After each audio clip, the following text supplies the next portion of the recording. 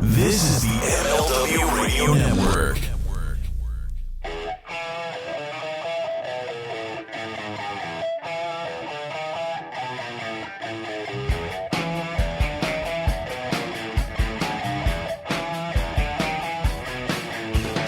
Welcome, everybody, to the Mind of the Meanie, your weekly peek into the world according to former WWE superstar and ECW original, the Blue Meanie.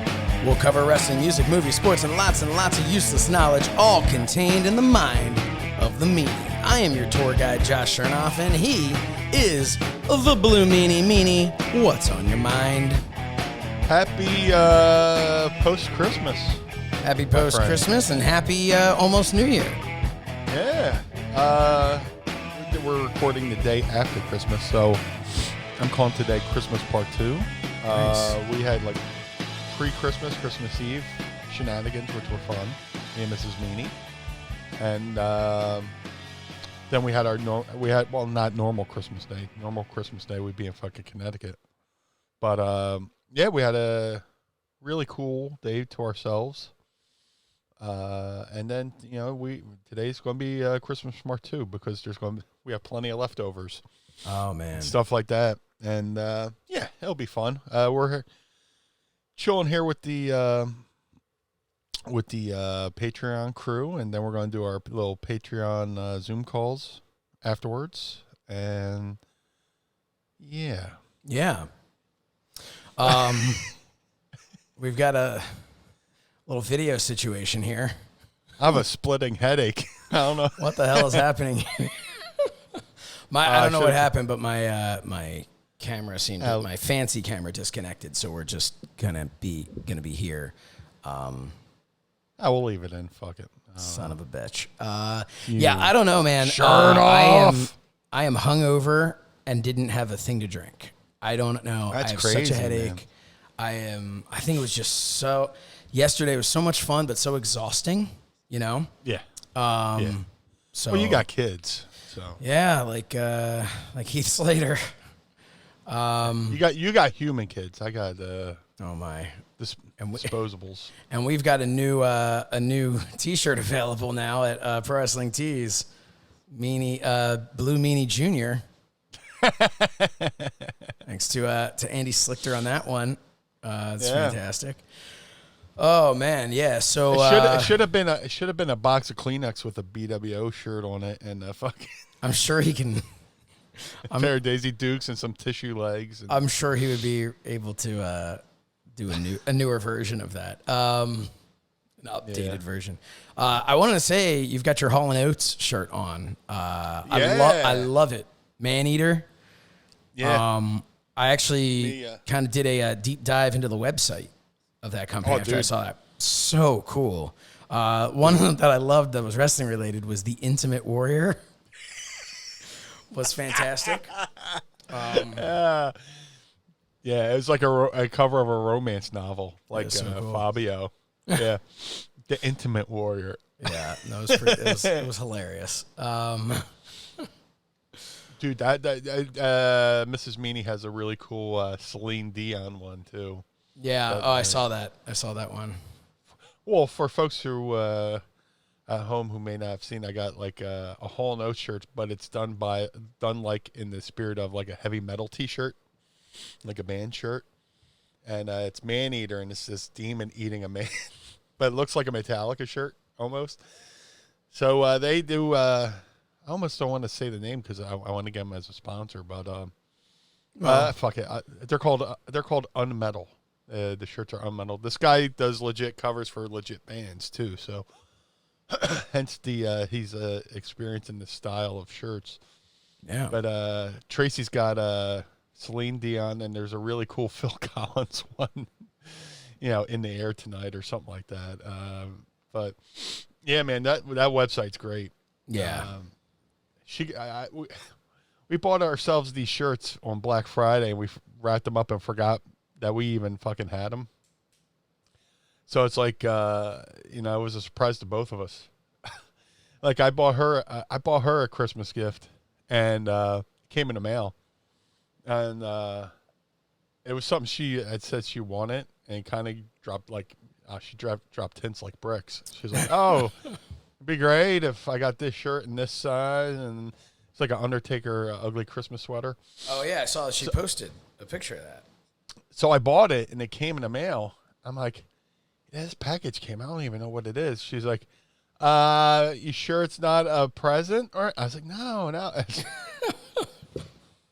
Stupid fucking me. I was like, ugh. So I wrapped it and put it away. Well, I think she wrapped her own present there, but she wrapped it, and I forgot again that I bought it till she opened it. So yeah, we did that, and that's pretty cool. But yeah, this Unmetal Hall & Oates shirt. This is I'm a big fan of Hall & Oates. Love them. Big band. They besides the fact they're from Philly, and they carried the torch for Philly rock and soul, from this area. Big fans of Hall & Oates. Got to see them live, but yeah, just to get this shirt, was pretty cool. There's definitely a couple shirts on that site I really want to get, but we'll see. So while you were talking about that, for those watching on Patreon, patreon.com/mindofthemeanie, you know that I got up and left and came back. I think I filled in pretty good. You filled in great, but I want to explain to everyone what's going on, because it's just so you get my anxiety level. All right, so I have my Canon T6i, my nice fancy camera, that I was like, it's time to use this for Mind of the Meanie as well, so I set it up. Well, I've been using batteries before, and we tend to go a little bit longer than your average battery can handle. So I got this AC adapter, this third-party AC adapter that is just, people swear by it.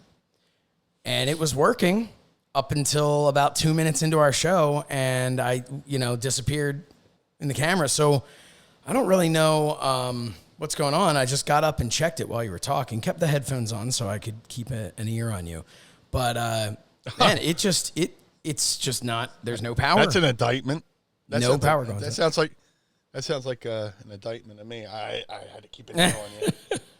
No, but there's no power on the camera, so I'm back to using my crappy built-in. So weird. Yeah, I don't understand what's going on, so I gotta work on that. I gotta sell this camera and get a newer one. I don't know. We were looking into buying a camera or something like that. You want this one? It works great. Yeah. No, seriously.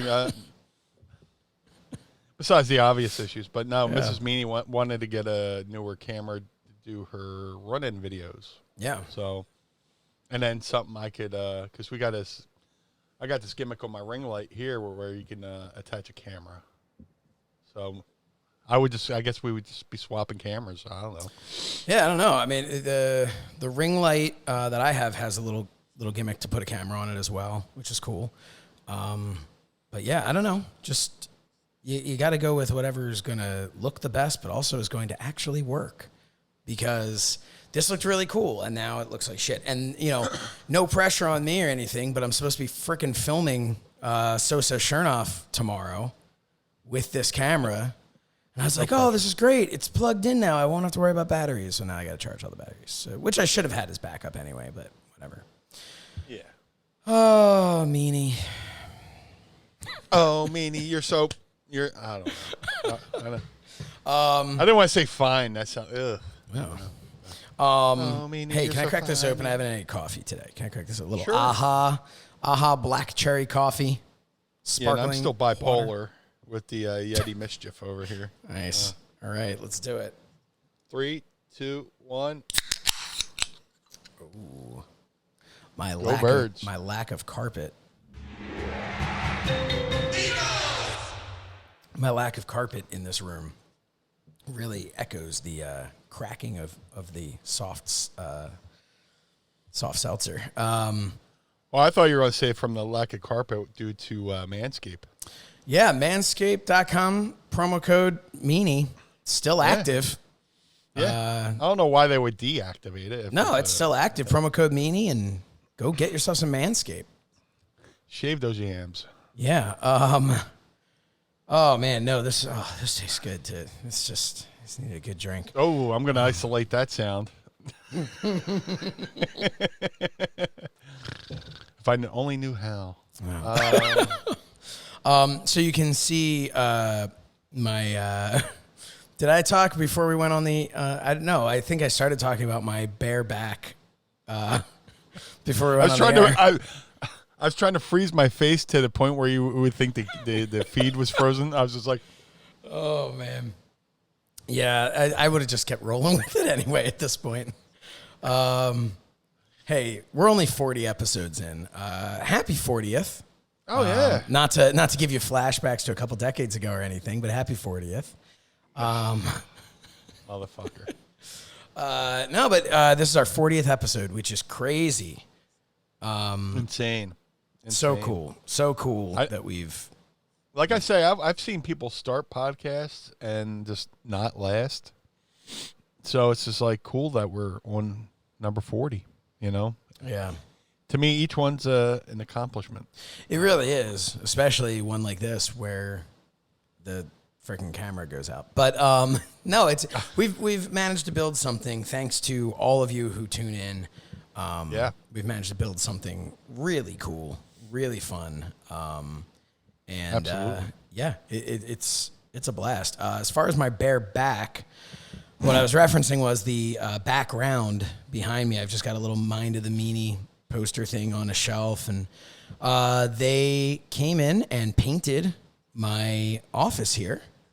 Nice. And we are about 97% done. So carpet is coming on, I don't know why it's coming. It's not even breathing heavy, but no, stop. Listen, carpet is being delivered and installed on Wednesday, which is my wife's birthday as well. So happy birthday to her. Oh, happy pre-birthday. Yeah, and happy for her birthday. I'm getting carpet in my office. But it's going to be great to finally be able to set this place up. But I have to film the Shernie Awards tomorrow before I have carpet. Yeah.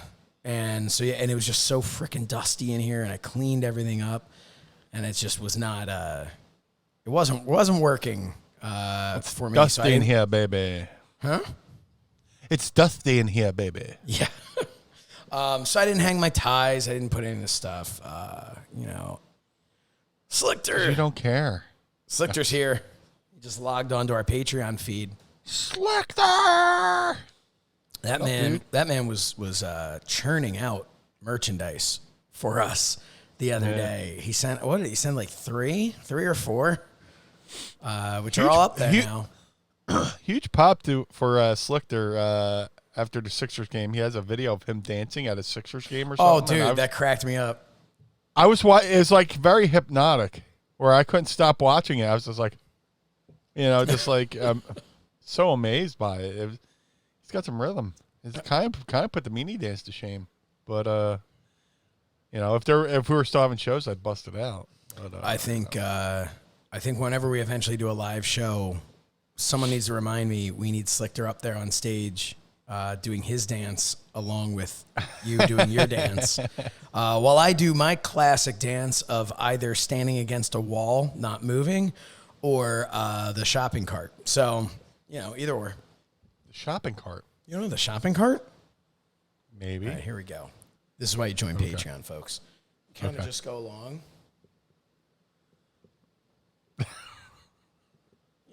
Every once in a while, you get really just, tuck it in.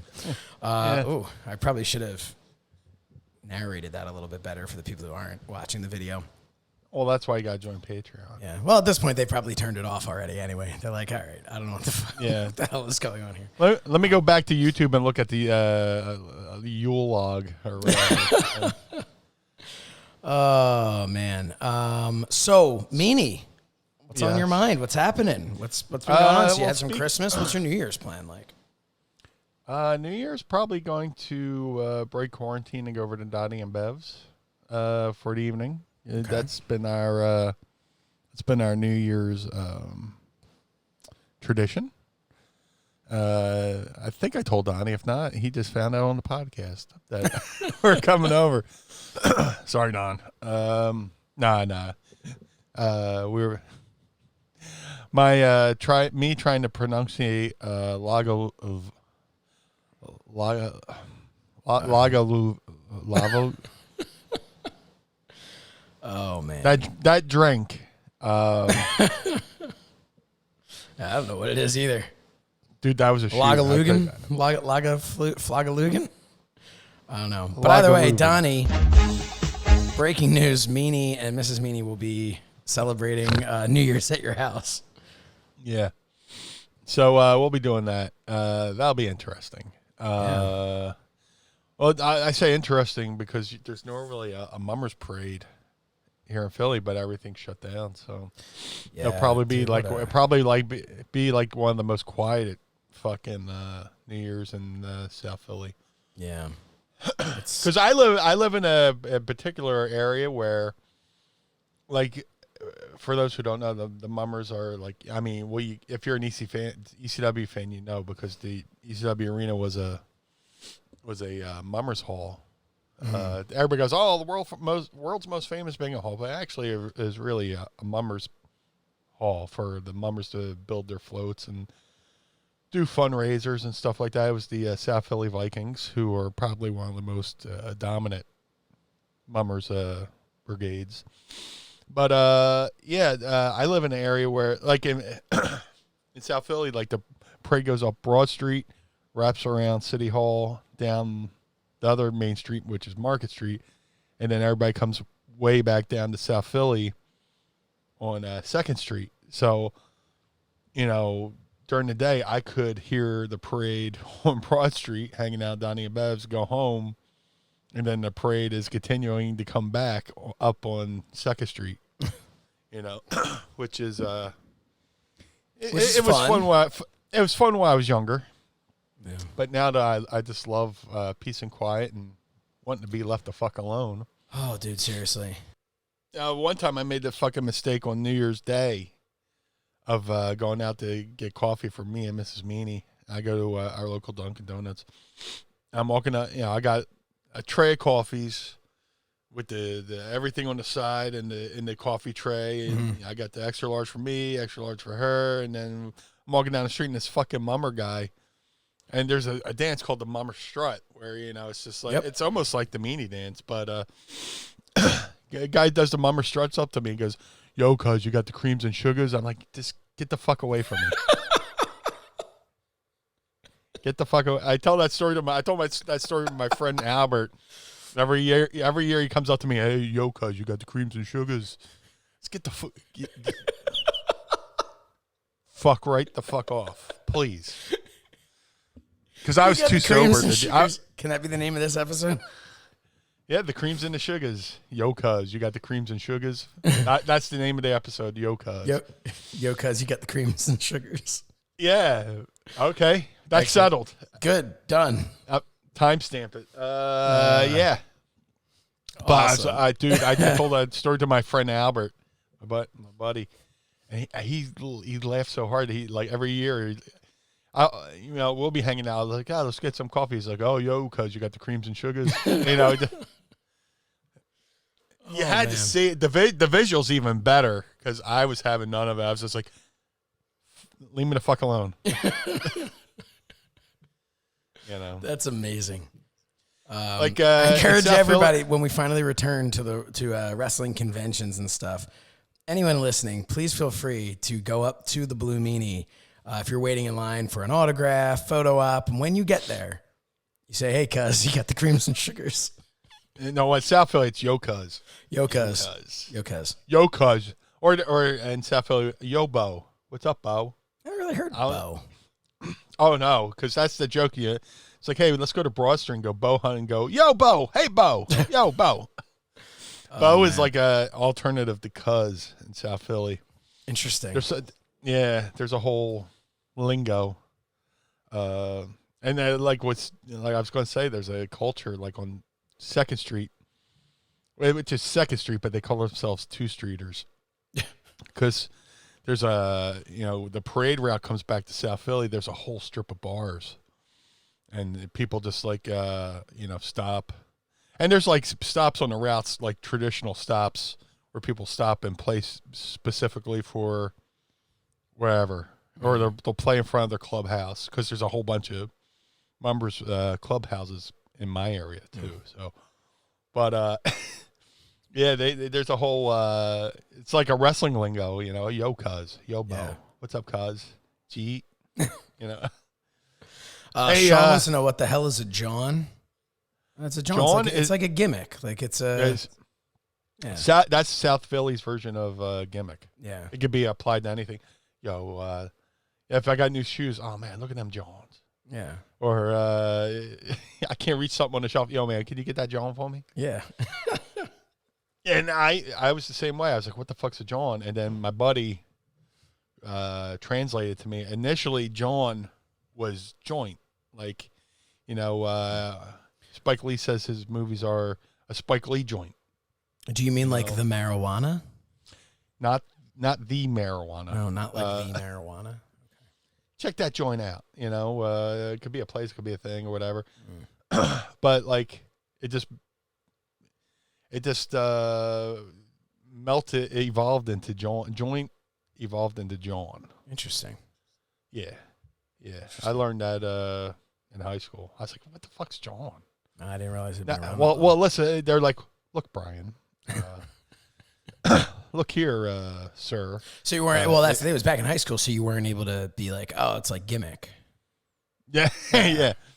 Well, I could say gimmick to them, and they wouldn't know because I was the only smart wrestling fan in my high school. I told you, know? I was the coolest kid at high school because I started reading the newsletters. Yeah. I kept telling people things that were going to happen on TV. They're like, how the fuck did you know? I don't know, man. I got my sources. Yeah. I was like Adam Schefter in high school. I was like my high school's Adam Schefter. Did you get used to saying plans changed? Yeah. Yeah. Well, he told us this. He told us this was going to happen. My lunch would have been 7 stars in the Tokyo Dome. They fucked up my tater tots. Oh man! Hey, if you are not a fan of Dave Meltzer, or are a fan of me talking shit on Dave Meltzer, tune into the Shernie Awards. On New Year's Eve. Not really. I'm not really talking shit on him. I just let's just say he's up. He's up for an award. Okay.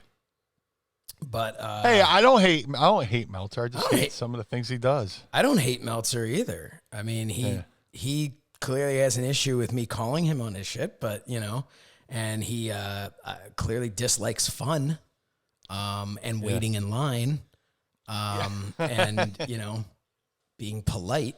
But that's fine. You know, that's cool. You know, I got plenty of friends who do things. I'm just like, oh man, I wish they wouldn't do that. I like Dave, but there's some things he does. I go, man, I wish he wouldn't do that. I've really had I've had very few interactions with him. There was a brief handshake, and then there was him, stepping in front of me at a press conference. But in fairness, he needed to get as close to Adam Page up on that stage there in his wrestling trunks Was there a wet floor sign in front of him? Oh, not when he first got there. Yeah. The pattern's off when you're stonewashed there, Dave. It got a little darker. Care to explain? James Sorensen writes, can't effing wait. He's up for the Douchebag Nonsense Award. Funny thing, James Sorensen, the Shernie Awards were born from this thing that I used to do with my friends on New Year's Eve called the All Crossed Up Awards. And it was something that we used to do. And at the end of the year, we always had the All in Good Fun Douche of the Year award. And we would usually give it to like one of our friends or something, And when we did the Shernies last year, I actually had like a cross up of the year, which was like it was like a little Easter egg for my friends watching, but I was going to do the Douche of the Year award. And I went back and forth. I was like, you know what? It's so inside, and people who don't get that it's referencing something we used to do would just be like, why is he calling someone a douche? It wasn't really, And then this year again, I was like, maybe I should bring in the douche. And I decided against it. But it's funny that you say that because I had been considering having the All in Good Fun Douche of the Year award. but I'm not going to. Dude, shout out to my buddies, Dougie and Ryan and Bruce over at the Prisoners of Rock and Roll podcast. Mm-hmm. They have a new segment called the Shit Bag of the Week.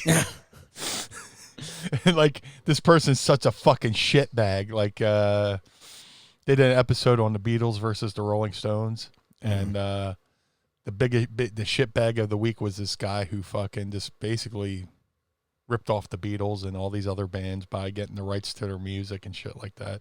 I can't think of the guy's name, but they're like, and my friend, it's Dougie and Ryan McCusker, own McCuskers, and Bruce Kramer, who is a frequent, just like me at McCusker, we frequent there. But like the podcast is just like us sitting around drinking, so I love this podcast. But he was just ripping into this guy. He's like, no, I'm not done yet. I'm not done yet. When you think he's doing the shit bag of the week, they're like, oh, man, that's crazy. No, I'm not done. And he would list off another thing. They're like, oh, man, that's crazy. No. Awesome. I'm still not done, So if you get a chance, go over to wherever you listen to podcasts, listen to Prisoners of Rock and Roll, listen to the Beatles versus Stones album. It's one of the best rants I've heard on the podcast in a while. And I can't wait to hear your Shernie Awards this year. Yeah, I mean, I don't think it's going to be nearly as fun as that. And now RJ just let us know that to take a turn that unfortunately it looks like Meltzer's mother just passed away. He put that. So I do want to be clear that we did not know that when we were shitting on him. And genuinely very sorry to hear that. That's an awful thing. As we prefaced before, we don't dislike him. We just have I don't hate Dave Meltzer. Things that he does. But very much send our condolences and good thoughts to him, because that just, Yeah, once we're done here, I'll reach out in private and. Yeah, and that's something again to remember. Because I just lost my mom recently, and it's probably one of the hardest things I've ever gone through. Yeah, it's it's having, I lost my dad a few years back, and having, it's just anyone who's lost somebody knows that's a terrible thing. And Meltzer, we give him a hard time, but finding out stuff like that, I just want to make it clear we did not know while we were giving him a hard time. We will give him a certain amount of time before we give him a hard time again. But again, as the wrestling personality, we will continue to rag on. Yeah, because they're as the human being. An online we send our condolences and wish him nothing but the best. So, absolutely, because I mean, there's the online Meltzer and the private Meltzer. I like Meltzer. Look, the reality is there's when I'm doing the Shernie Awards, it's a satirical news show. So anything I say to anyone, that's kind of my out. If I say something to someone who gets really pissed off, and I just go, "Oh man, it was just fake. It's just it's a work, brother." Yeah. James Sorensen wants to know if you would cut a promo on him. I feel like we should save that for Ask Meanie. On him, on James Sorensen. Oh, I thought you meant on Meltzer. No. Let me tell you something, brother. Yeah.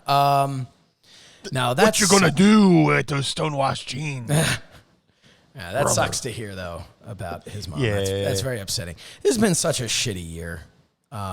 It has been. This has just been really has been. So many, between the countless deaths. Yeah, and the people we know the folks we don't know, and the people we've grown to admire just passing away. It's just like, holy shit.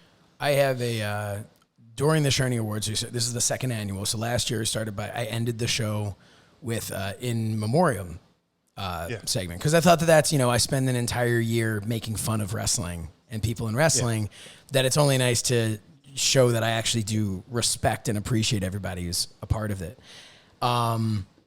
And it was something that I didn't even let anybody know that it was in the show, because I felt uncomfortable promoting the show based on and check out our in memoriam and drive our numbers up. But it makes it seem insincere. Yeah, but it is. Yeah. I mean, now that it happened last year, it is happening again this year. And what I'll say is, in putting that together this year, and I'm sure I missed people, and I tried as much as I could to get as much record of anyone who passed, and and hopefully people understand that if there's someone that went under our radar, that it was clearly not intentional. But I will say, we have a song that plays underneath it. We're using the same song as last year.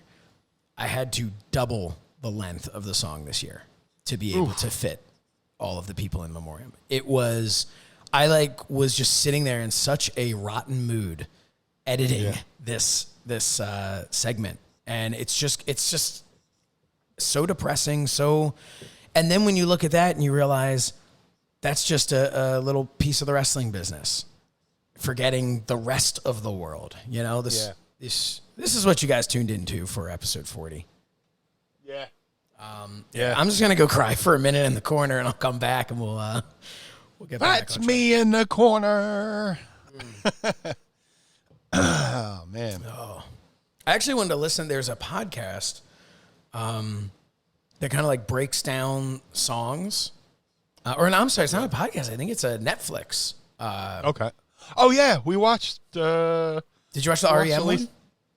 No, we I haven't watched watched up it yet. until, I don't remember what it's called. Do you remember? It's called Song Exploder on Netflix. It's like a half hour long. They did Dua Lipa.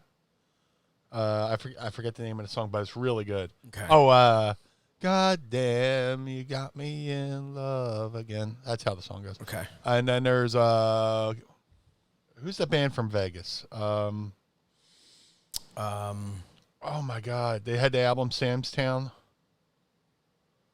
I don't know. Oh, they're so good. Because when I first heard them, they reminded me of the Cars a little bit. I don't want to say Kings of Leon because I know it's not. It's not Kings of Leon because I remember I looked it up before. Oh my God, it's going to drive me nuts. I'll look it The up. The Killers. Was it the Killers have it? The Killers. Yeah, it was the Killers because they had that song. I'm going to fuck it up. I ain't even going to sing it. Do it. But they dissected that song. And then the final one we watched, I mean, there's more episodes, but we stopped at episode 3 because Mrs. Meanie loves it. When You Were Young, the Killers, When You Were Young. Okay, yes. You know what? And 9 Inch Nails Hurt, and some other thing I'm not going to try to pronounce, but that's volume 2. Apparently, they just released volume 2. So volume 1 had Alicia Keys, REM, Lin-Manuel Miranda, and Ty Dolla $ign,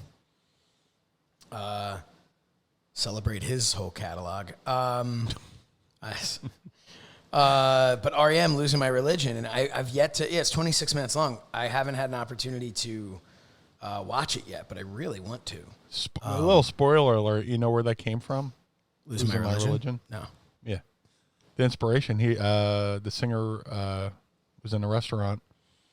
And the server waiting on him in the restaurant was like, oh man, these people there about to lose my religion. Yeah. And he fucking Michael Stipe was like, oh, that's a song title. That's awesome. And wrote that down. But the 9 Inch, I like the Killers a lot. Mm-hmm. This is our music portion of the show. We always say we're going to talk about music, but let's talk about music. I love the Killers. I wish I haven't seen them in concert yet, but first time I ever heard them, it was that song "Smile Like You Mean It," and I was like, "Wow, the Cars got back together." Because it sounded like the Car. I'm a big fan of the Cars. I love that sound. But they're like, "Oh, the Killers." I was like, "Oh, well, let me put those guys down on the list of bands I need to check out."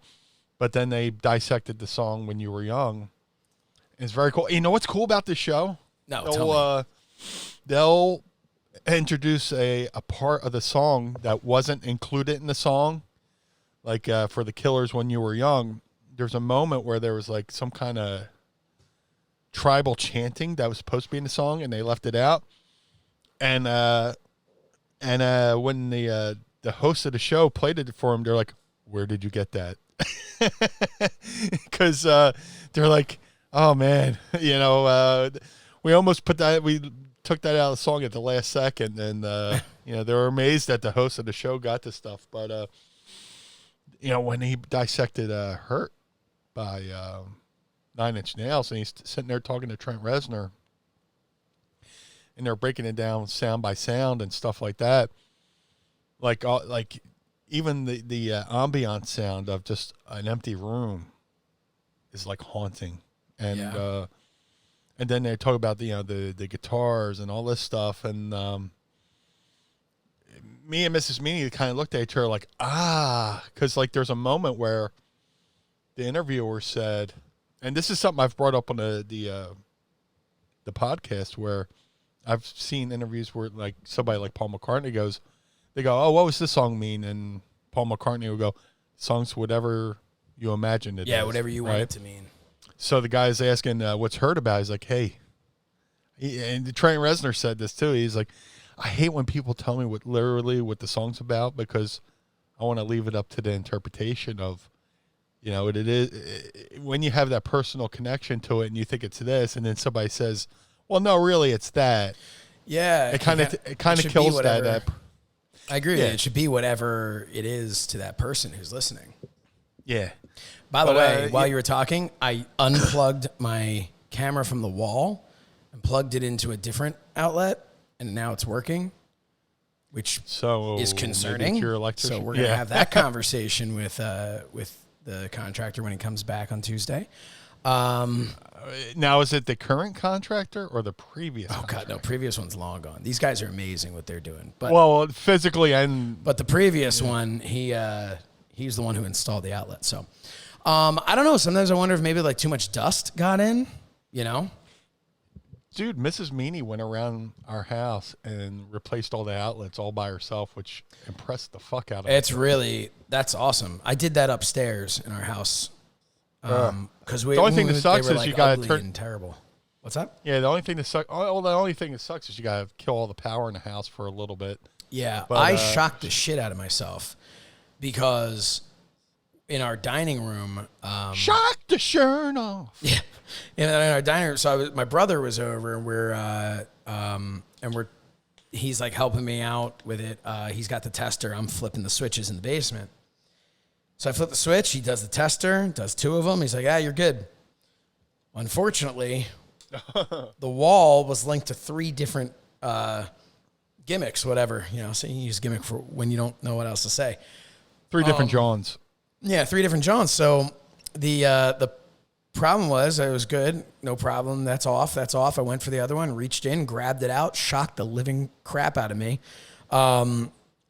I may have died that day, and all of this is just kind of that like in between. Sometimes I wonder, but the others. Yeah. There's like a show about that or something. Yeah, Mind of the Meanie coming to you from the in between. But west of the Rockies here on the Art Bell Show. But isn't this camera so much better now? Yeah. Switch to.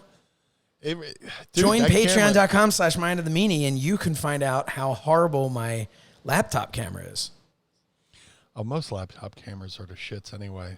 But I lucked out and I found this cheapy Amazon like $30 HD fucking camera. No, it's really good, and I felt terrible about mine for a while. So then I decided to one up you.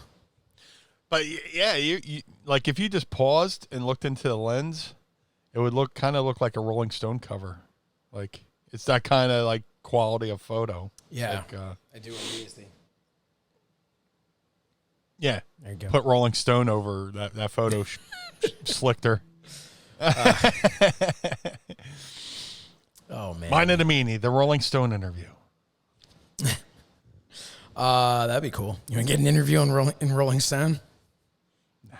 No. What are they going to talk to me about? I don't know. What do I talk to you about? I don't know. I didn't do anything heavy enough to fucking be in Rolling Stone, I guess. Oh, come on. Not yet, at least. Yeah. And then I shit myself in Detroit and threw my underwear on the roof. The Rolling Stone interview. Man of the year. Dude, you said you shocked the shit out of yourself one time. Yeah. There was one of the many Christmases, like when we lived in Atlantic City, we'd come up to Philly for New Year's Eve. You go to my Uncle Jimmy's house, and I go up to the top floor where my cousin, like my way younger cousins, are like putting their train set together. I was like, let me help you out, right? So I'm, we're putting the tracks together and all that stuff. And they're like, we gotta plug it in. So you know how you're putting something together, it pops up in your mouth, and you're just like, all right, let me do it. Well, I went to plug the fucking train set in, and I had the other end of the plug in my fucking mouth. I swear to God, no bullshit. I went, boom, bah, and I fucking flew across the fucking room, man. Just wow. Oops. Was this around? Because that could explain your like 2005 era hair. Oh no. You know, just went straight up, kind of. Yeah. No, this was that's like horrible. That is horrible. Late 80s, maybe early. So here's what happened. You died that day, okay? Probably. And then because in the in-between, time works differently. So I died years later, decades later, when I shocked myself. But we basically all arrive at the same time. So that's when, that's really when the podcast started. So terrible news to all of you listening, but I think dead. we're all dead. Yeah. Oh, physically and emotionally. Yeah. Okay. Oh man, it's funny. Dude, I've had so many of those moments where it's like, dude, I just died right there. I don't know what happens after you die. How am I supposed to know that this isn't what happens is you just pick up in like an afterlife, as though nothing ever happened. You know, you just Bruce Willis it. Exactly. Yeah. Sixth Sense. Yeah. That explains why my wife and kids haven't talked to me in years. I say to my kids, I go, hey, don't do that. And they don't listen. I always thought it's as though they're not listening to me. It's because they can't hear me. You're from M. Night country right there, man. I am out here in Bucks County, PA. Signs out there. Or whatever. Yeah. I got to find out where he filmed because I wonder how close it actually was to my house. Because I didn't live here at the time. He did Signs and... I'm going to Google it now. What was that fucking movie with Joaquin Phoenix he did? Joker? No, M. Night Shyamalan. Oh, my God. The Village, was it? Oh, The Village. Was that filmed here, too? I believe so. Yeah, it's very woodsy. All scenes shot on location were filmed in Bucks County, Pennsylvania. He's always at the Sixers games. Wow. The house and the cornfield were shot inside the campus of Delaware Valley University, an agricultural college, where they had 40 acres of land to use. Okay, I would pass that when I take my daughter to school back when that was a thing. That's cool. What was the other one? You said there were Signs, and what was the other one? I want to say it was called The Village. The Village, yeah, dude, that movie was like okay, but the twist was amazing. Yeah. Well, you know what I liked about The Village? It was so fucking dialogue heavy that like Joaquin Phoenix and I forget the co-star. There was a scene where they're sitting on the porch and they're talking back and forth, and I'm just like, how are they fucking remembering all that? It's just like, yeah. I've done movies and I've acted, but it's just like, oof, trying to remember verbatim. It's like, oh, I've done some independent films, and obviously I did that web series. Dude, it's rough sometimes to remember that stuff, and what I always found was you had to I always would try to think of it as I'm trying to remember what I want to say to somebody. Not trying to remember lines, but it's like if you said you know what, when I go home, I really need to get this off my chest and tell Mrs. Meanie something. Yeah. And you're driving home and you're running it through your head. Okay, this is what I'm going to tell her. This is what I'm telling her. That's how I used to always try to run lines. Think of it as I'm about to get into this conversation. What do I want to say? Okay, here's the things I'm going to say. And they just happen to have been things that someone else wrote down for me. That was my way. And I remember in acting school, they'd always be find the intent of the scene. And that was so much more helpful. Instead of just worrying about the words, you would figure out the intent. And then what are you trying to get across? What point are you trying to get across in this? And when you know what your point is and you know what your character is supposed to be doing, well, then the words are a little bit easier because you're grabbing for words in your mind, and those are the words you would want to say. But the other side of it is those long ass monologues that like you're talking about. Stuff like that just, dude, those are rough. And watching Phoenix and his co-star, who it's driving me nuts, but like they were talking back and forth. I'm just like, and I was so into the conversation. I was like, they drew me in. And that's the thing. I think an actor like Joaquin Phoenix is a tremendous actor, in my opinion. Oh, absolutely. Absolutely. But I think people like that, like that's where you start to see these actors who they live it. They have to become immersed in that story and in that script. And they're not memorizing lines. They're becoming, you always talk about becoming the character and things like that. And you look and you're like, what do you mean becoming the character? Just reading your lines.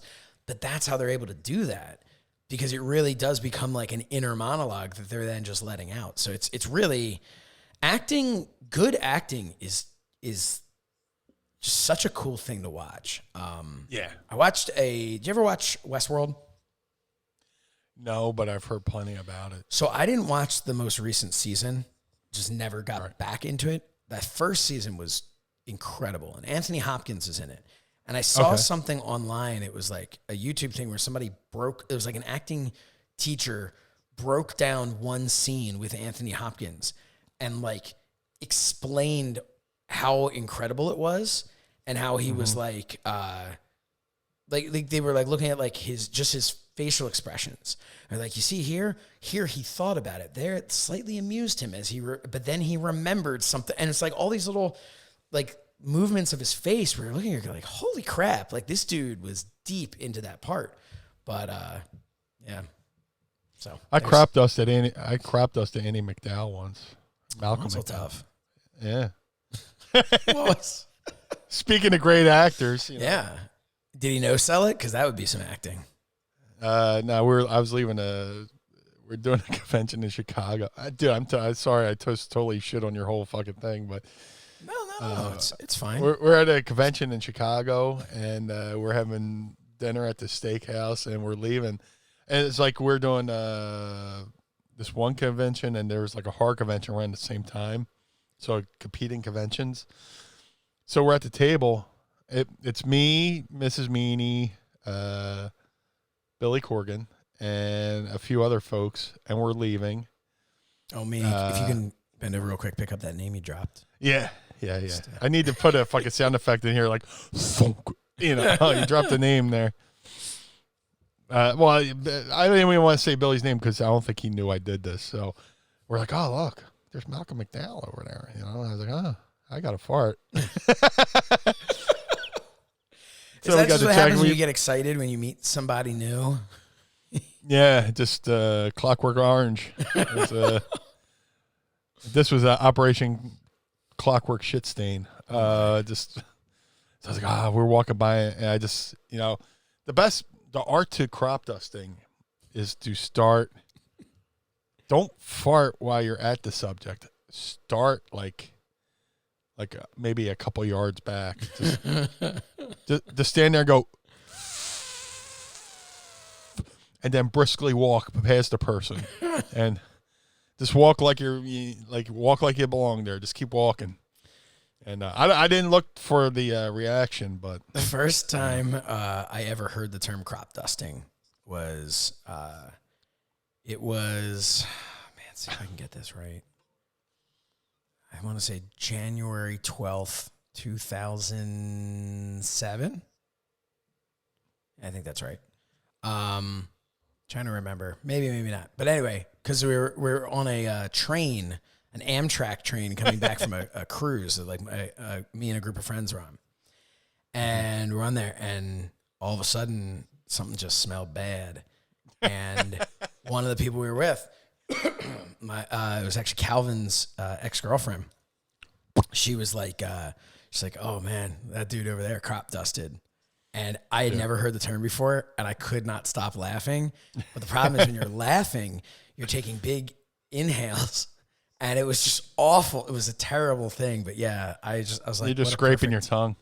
I was like, what a perfect phrase. Well, before crop dusting, it was vapor trails. Oh. I got just fucking vapor trailed me. Best place to fucking vapor trails on the airplane when you're fucking on the fucking jetway and you walk onto the plane. I always crop fucking first class. Fuck them motherfuckers and their judgmental looks. Just I'm on a jetway. Right before I set foot and say hello to the lady on the plane, I go. You've got you got heat with anybody who's in first class who's not getting. Well, they look at you. They look at you like, have fun and coach, jerk off. And you're like, you're like, I used to be in first class and I got a lot of shit for it. So, well, maybe that's where it comes from. Yeah. I got shit for being in first class. So, yeah, these people don't understand what you had to suffer to be where they are, just sitting and enjoying their life. And you can go to youtube.com/mindofthemeanie and check out Meanie Toons episode 2 titled First Class. Learn all about what we're talking about. Over 100,000 views. Does that one have over 100,000 views? I know the first one had over 100,000. That's why, yeah. I'm sure, yeah. I think the second one did too. But that was... Oh, the one... No. Okay. But that's combining YouTube and when we posted it on Facebook, also, and we posted it on Twitter. Yeah, it was combined. Which counts as far... Yeah. But it was still over 100,000. It was like 150,000 or something. It was great. Yeah, the Highway to Smell was the 100,000 views one. Yeah, we're over. Yeah. Chris Jericho retweeted it. Yeah. So, and it launched a career for Fredward. It did. Fredward, who is now in the ad-free show's bosom, just like us. Yes. In the bosom of the beast, as they say. No, we're Vanessa's asking where's album. What's that? That's the worst Iron Maiden album, The Bosom of the Beast. Vanessa's asking when's Meanie Toons 3. So it's funny you say that because we don't know. We have one kind of in the chamber there, ready to go, I think. I do. But yeah, Fred is very busy these days, and I would hope. I don't know when they're. I know Conrad had just said he didn't want to hold them up anymore because I know there's. He's completed two additional. So what did he have? He had the short stories of Swoggle is what he does for ad free shows now, and he did the first one, which God, I don't even remember. Oh, it was the $1 Million Man story.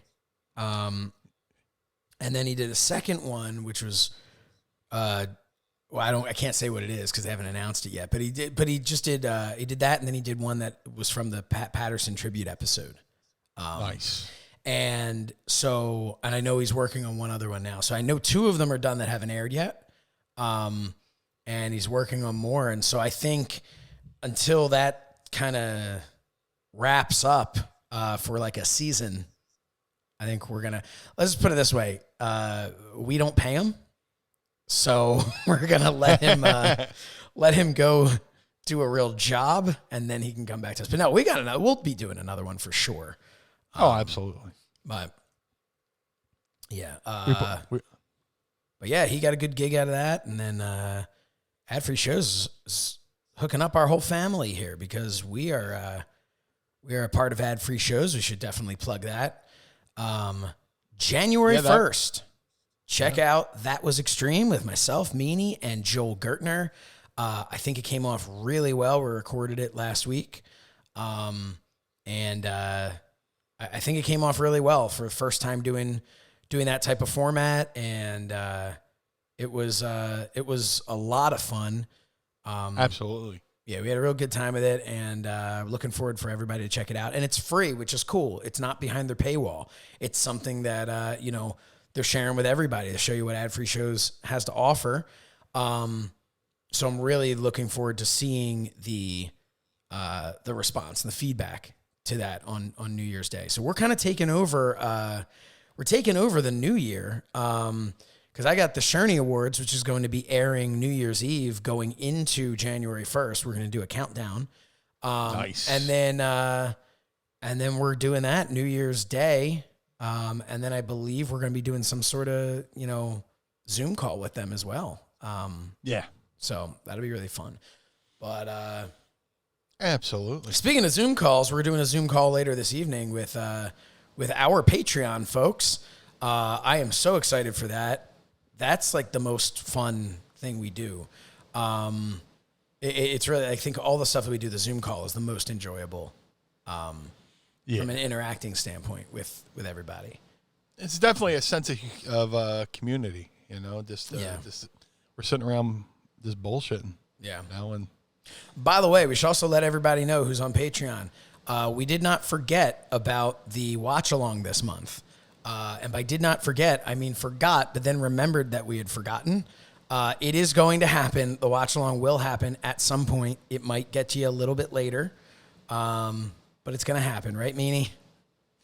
Well, yeah, the holidays happened. Yes. It's been a little bit of a little hectic, but it's definitely going to happen. A little topsy-turvy, So we'll be getting that poll up there soon.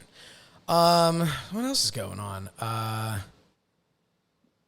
Sean. I'm sorry. I didn't mean to cut you off. No, Sean go ahead, Jones is saying he's got a Zoom call with us and then a Zoom call with Schiavone almost directly after. Wow. Nice. I've always wanted to open for Tony Schiavone, so it's you're gonna have to report back like which one was better, and you have to say it was us no matter what. Yeah. Just be like, Schiavone, you really phoned it in. No, he is Tony Schiavone. We've said this before. Yeah. But he is one of those guys that if there is one person in the business that I've met that how can I word this? I didn't realize how much I wanted to meet him until I met him. Like I would have just been like, oh, Tony Schiavone, that's kind of cool. The commentator from WCW, that'd be fun to meet him. He is so cool to work with and so cool to talk to. And is a freaking hilarious guy. So enjoy that, Sean. What's cool about Tony Schiavone, I mean, everybody says, his shoes. Announcer WCW, but I knew him from like the 80s with Worldwide Wrestling and stuff like that. I went to my first Great American Bash was at the Vet Stadium here in Philly, and Schiavone was there, and he was very cordial and stuff like that to the fans. But then, all these years later, and he's reaching out, and I did his before he started doing podcasting again, and before AEW, he had a radio show in Atlanta, and he invited me onto that, and we got to know each other through that, and that was a lot of fun as well. So now, with the Podfather, Conrad, and ad-free shows and stuff like that, like. It's cool to hear his perspective on stuff and just to get to know him and have conversations with him. It's surreal for a kid who grew up, a fan of his. His whole family too. I've met two of his sons. One I've gotten to work with, but I've met two of them, and I had the pleasure of meeting his wife. And they're just good people. So there you go. Good stuff about Tony Schiavone. Absolutely. Who I waited with like bated breath to hear when, do you remember when Conrad went on the show and it was like when he was shooting on us for having Meanie Toons? And when Conrad was on there, he's like, oh yeah, that's right. He's like, I got to tell you, he's like, friend of the show, Josh Shernoff. Like, man, I hate that guy. And he like gets in this whole thing because he's so pissed that I had a brother that could do these cartoons, which obviously led into, them working together. But the whole time when he was like saying this, and Tony didn't know where he was going with this, it was a tongue in cheek, and it was actually really cool of Conrad. He went like, he's like, do I hate him because, and he listed all these like really nice things about me. And he's like, no, I don't hate him because he's super professional and a nice guy. Like, and I was like, it's really cool. And he's saying, and the whole time I'm like panicking. I'm like, oh God, what if Tony's just like, oh God, I hate that fucking guy too. And then Conrad's like, oh, no, I was just being, like the whole time I'm like, no, this is a bad setup. But no, thankfully that didn't happen until they were off the air. Yeah. But it's like that scene in Almost Famous when the plane's going down, they start making confessions to each other, and then the plane starts writing and stuff. They're like, oh, we're going to live. And everybody's like, oh, shit, I just said some stuff on the plane I probably shouldn't have said. Can't take that back. Yeah, can't put that back in the fucking... You can't put that toothpaste back in the tube. And I've tried. No. Um, Yes. I have nothing. Same here. Well, this was a good 40-episode run. Yeah, just it was very nice. We're gonna fold up shop here. Dude, I can't believe 40 episodes. If I can be honest, it's for a few reasons. One, where the hell did these 40 weeks go? Like, I definitely at this point feel like if we were like, this is our 20th one, I'd be like, wow, that's crazy. 20, 40 weeks, man. There's only 52 weeks in a year. Like, we've been doing this for almost a year. Dude, it's like, fuck. I think doing this podcast has kind of made the apocalypse fly by a little bit too. Oh, yes. Because like, this is the thing I look forward to. And then, we'd do this on Friday or Saturday, depending. And then before you know it, it's like Wednesday. I'm like, during the week, I'm like, the show comes out on Monday. It's Wednesday. I was like, oh, fuck, I'm recording in a couple days. That's kind of cool. Yeah. It's given me that thing to look forward to, where before it was just looking forward to doing events and stuff like that. But, this is giving me a little bit of hope. Yeah, I mean, I was actually, we were talking about my brother before. I was talking to him the other day, and we were just kind of looking back over the year and the opportunities we've had. And, he's talking about how much he's loving doing these cartoons and how prior to Meanie Toons, it was just never something where it was like, I wonder what I could do one day in the wrestling business. Could I, maybe I'll make cartoons for, and he's just loving every second of it.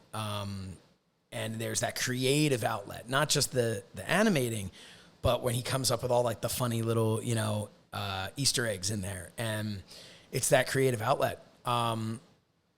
And I was saying to him, I said, honestly, between Mind of the Meanie and then FITE TV keeping me so busy recently with I've been so lucky to be doing so many different shows with them. So I was like, I don't know how I would have, if you remove, that kept me busy, but if you remove Mind of the Meanie, I can't imagine this quarantine without this. And that's not blowing smoke. I don't know what without having the pod squad, people to interact with, without having you to talk to, not just once a week to talk to, but, I talk to you probably more than I talk to anybody else, outside of my household. So it's just, this was a good thing. So we hear from people all the time about how much it's helped them through the apocalypse, and but man, please know that it has helped us just as much, if not more, to be able to do this. I mean, it gave us something, a sense of purpose, especially when it comes to shit. We redid an entire room to dedicate to doing these shows and doing these videos and live streams and stuff like that. I just did a little teaser. I just did a stream for something that will be nationally televised down the line. I can't talk about. Okay. But when I was doing the live stream for this national thing that I was doing, and I logged in, the folks who were doing this nationally televised thing went, "Oh man, sweet setup." Because I think they're used to people just being on their phones and talking. And like, hey, blah, blah, blah, blah. Yeah. But no, I got the Mind and the Meanie podcast. Doing this inspired Tracy. I mean, Tracy did a lot of the heavy lifting. I gotta give her credit. Sure.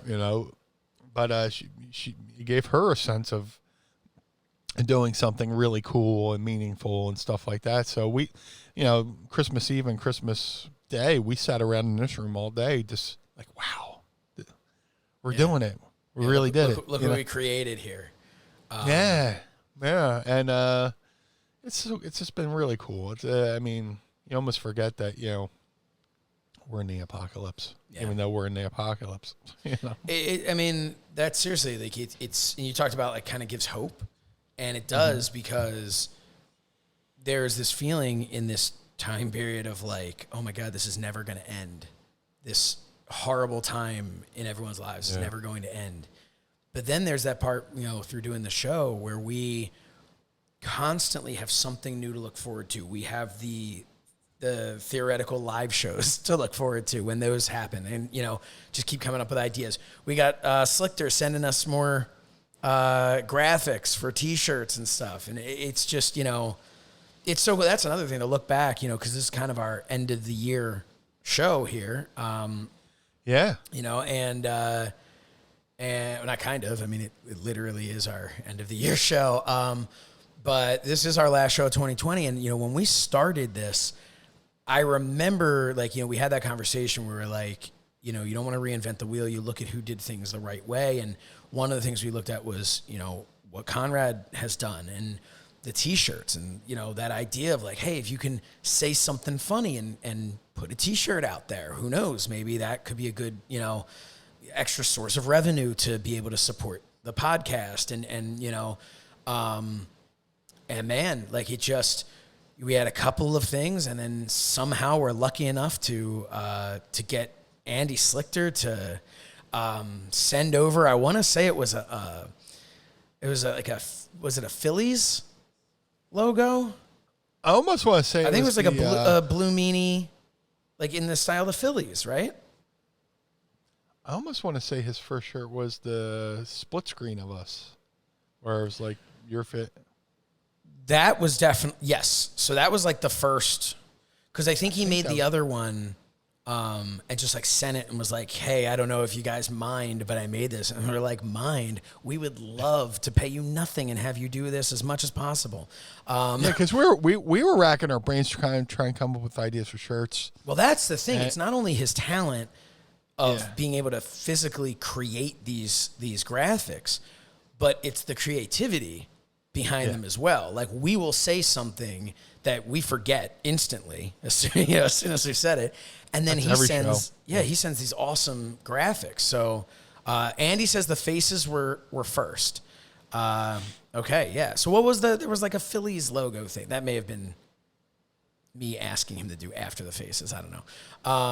But the faces, which, we reused those for the ugly Chrismica sweater. That's because it just looks so cool. Those faces, I was so blown away by that. And now I just realized we're putting him over and he's listening. No, I was just so blown away by the podcast faces, that shirt, and then everything he's done since. And, you look at this whole catalog of merchandise that we have now on ProWrestlingTees.com/Mind of the Meanie, not to mention the ones that he's provided for us on our personal ones as well. He did confirm the BM interlocking Philly style logo was after that. That's what it was. Yes. Okay, yeah. Very cool, very cool. But yeah, just, man, it also helped. It helps that Slichter's from here, so he appreciates the local sports references too. Yeah, he's just waiting for us to say something about the Flyers so that we can get he made I'm pretty sure he made a Flyers logo that we just never. I think I missed the boat on putting that up there. Maybe it is up there. I don't know. I have a custom Flyers jersey that says Meanie on the back. Yeah, and I got it from. I have a buddy who was the equipment manager for the Phantoms, and now he's with the Flyers. So I have a custom Philadelphia Phantoms when they were in Philadelphia. It says Meanie, and it says 73. I always put 73 on my jerseys because that was the year I was born. So and then I got a Flyers one. It comes complete with the FITE strap. It's awesome. So if somebody goes to pull the shirt over your head, it's just it's locked in. It can't pull the shirt over. But I got a couple Flyers jerseys. That's awesome. I got a Phillies jersey too. It says Meanie 73. Very cool. I got a few. I got a couple of those things. But man, we've just been very, very fortunate. Absolutely. Year. Through such a horrible year, we've been very fortunate to build this great community with great people, be it our listeners or Patreon or whatever it is,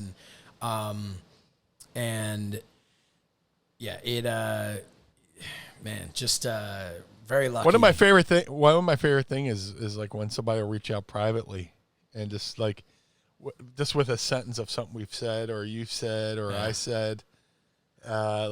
The last episode, fucking Donnie listens to work and he just the fucking fart sound effects were fucking killing him and the real farts. Yeah, and then they weren't sound effects. They were previously recorded real. My buddy Mike flatulence. popped that. My buddy Mike popped that we were doing the fart sound effects to throw off the algorithm for. I think it worked too. Yeah. So we didn't get thrown off. Hey, James Sorensen got. He had posted earlier that he got the wreck every bathroom and leave shirt for his brother for Christmas. He says his brother loved the shirt and he thanked us for having amazing merchandise. Awesome. And that's all Slichter right there. Yeah. That was, he knocked that out of the park. Just such fun stuff. You know something's good when somebody tries to bootleg it too. We had I know, yeah. Instantly someone tried to bootleg. Yeah. It's like, knock that shit off. It was a lot of fun. That was I think that's our best seller. Oh, that's definitely our best seller. Yeah. Hey, we're also this year, while we're kind of doing a retrospective, because that's what this turned into. I totally forgot. This is the last one of 2020. Yeah, I feel like we should have started with like a fun retrospective, because now I kind of got into it. I was exhausted beforehand. I think because I finished drinking my coffee drink here. Now I'm here, and because I got my nice camera working again. Knock on wood. I don't have wood. There you go. Oh, gotta go to bluechew.com. Promo code Meanie. All I gotta do is just wake up. Oh man, little you should call that the old bokair bonair. That's Hebrew. Bokair is morning. Okay. So. Oh no, it sounded fancy. So, yeah. I just went with it. So like Boker Tov would be if you were saying good morning to someone, and so that was kind of the little Boker bonair. But t-shirt coming soon. I don't know. But anyway, but looking back, Meanie. So what would well, I'm gonna ask you a couple of questions. I guess we'll talk about this, and then we'll go into an Ask Meanie. But what would you say the highlight of being able to do this podcast has been this year for you? Oh man, there's so many things. I remember when we were trying to get up to 500 subscribers on YouTube, and we promised a live show, or not a live show, but a bonus show, and we reached that, and were able to do our first guest. We had Taylor Williams. Tyler Williamson on. Sorry, CTE brother. We had him on, and that whole day we did a bunch of different stuff too, and it felt like a good production day. Like when you do a bunch of things in a day, it's just like, okay, man, this is pretty cool. We did a few things. Like it was fun because we did a few things out of order, and then you masterfully put them back in order. And there was much like the first 20 minutes of this episode. Yeah. And we had Fred Ward on as well that episode. And we almost had a couple surprise things, but scheduling didn't work out. But again, just put those in the back pocket for later. Oh yeah, that'll happen again. Yeah, but every episode. 10 weeks from now when we do our 50th. Every episode is special, but that whole day just felt like an old school going to TV and doing a bunch of cool things. It felt like I was at TV doing fucking a bunch of cool promos and stuff like that. And that was our first foray into having someone other than me and you on the show. So that was fun. That was Taylor we had on there. Taylor and your brother on the same episode. Who did we have for? Oh yeah, and then we had RJ City.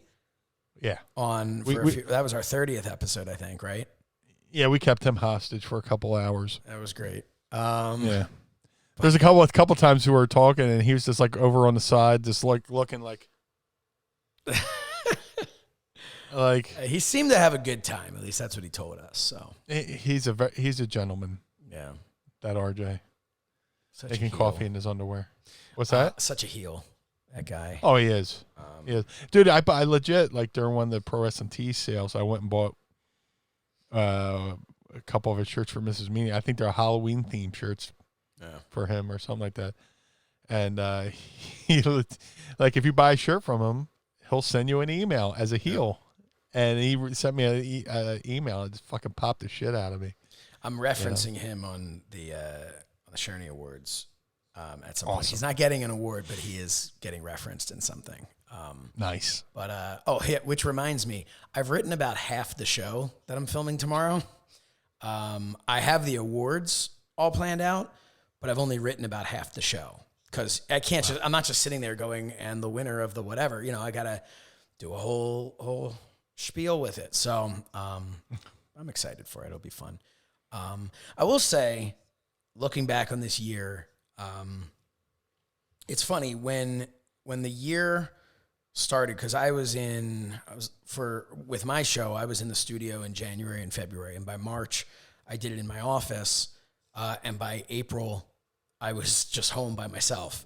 But I remember I had been, the end of February, beginning of March was the last time I went to.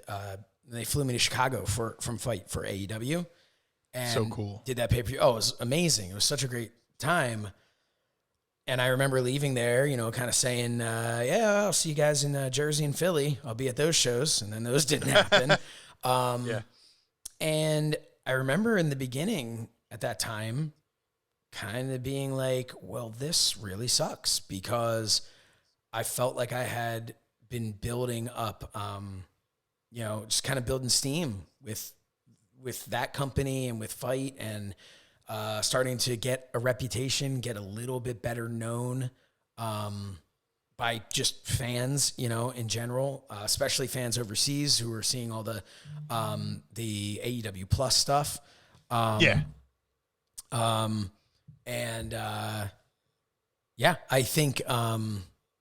think that it was one of those things where Mind of the Meanie, like, I think I have a better, I don't know if I want to say following, but like better, I'm better known now because of this show than I was when I was doing all the stuff with AEW.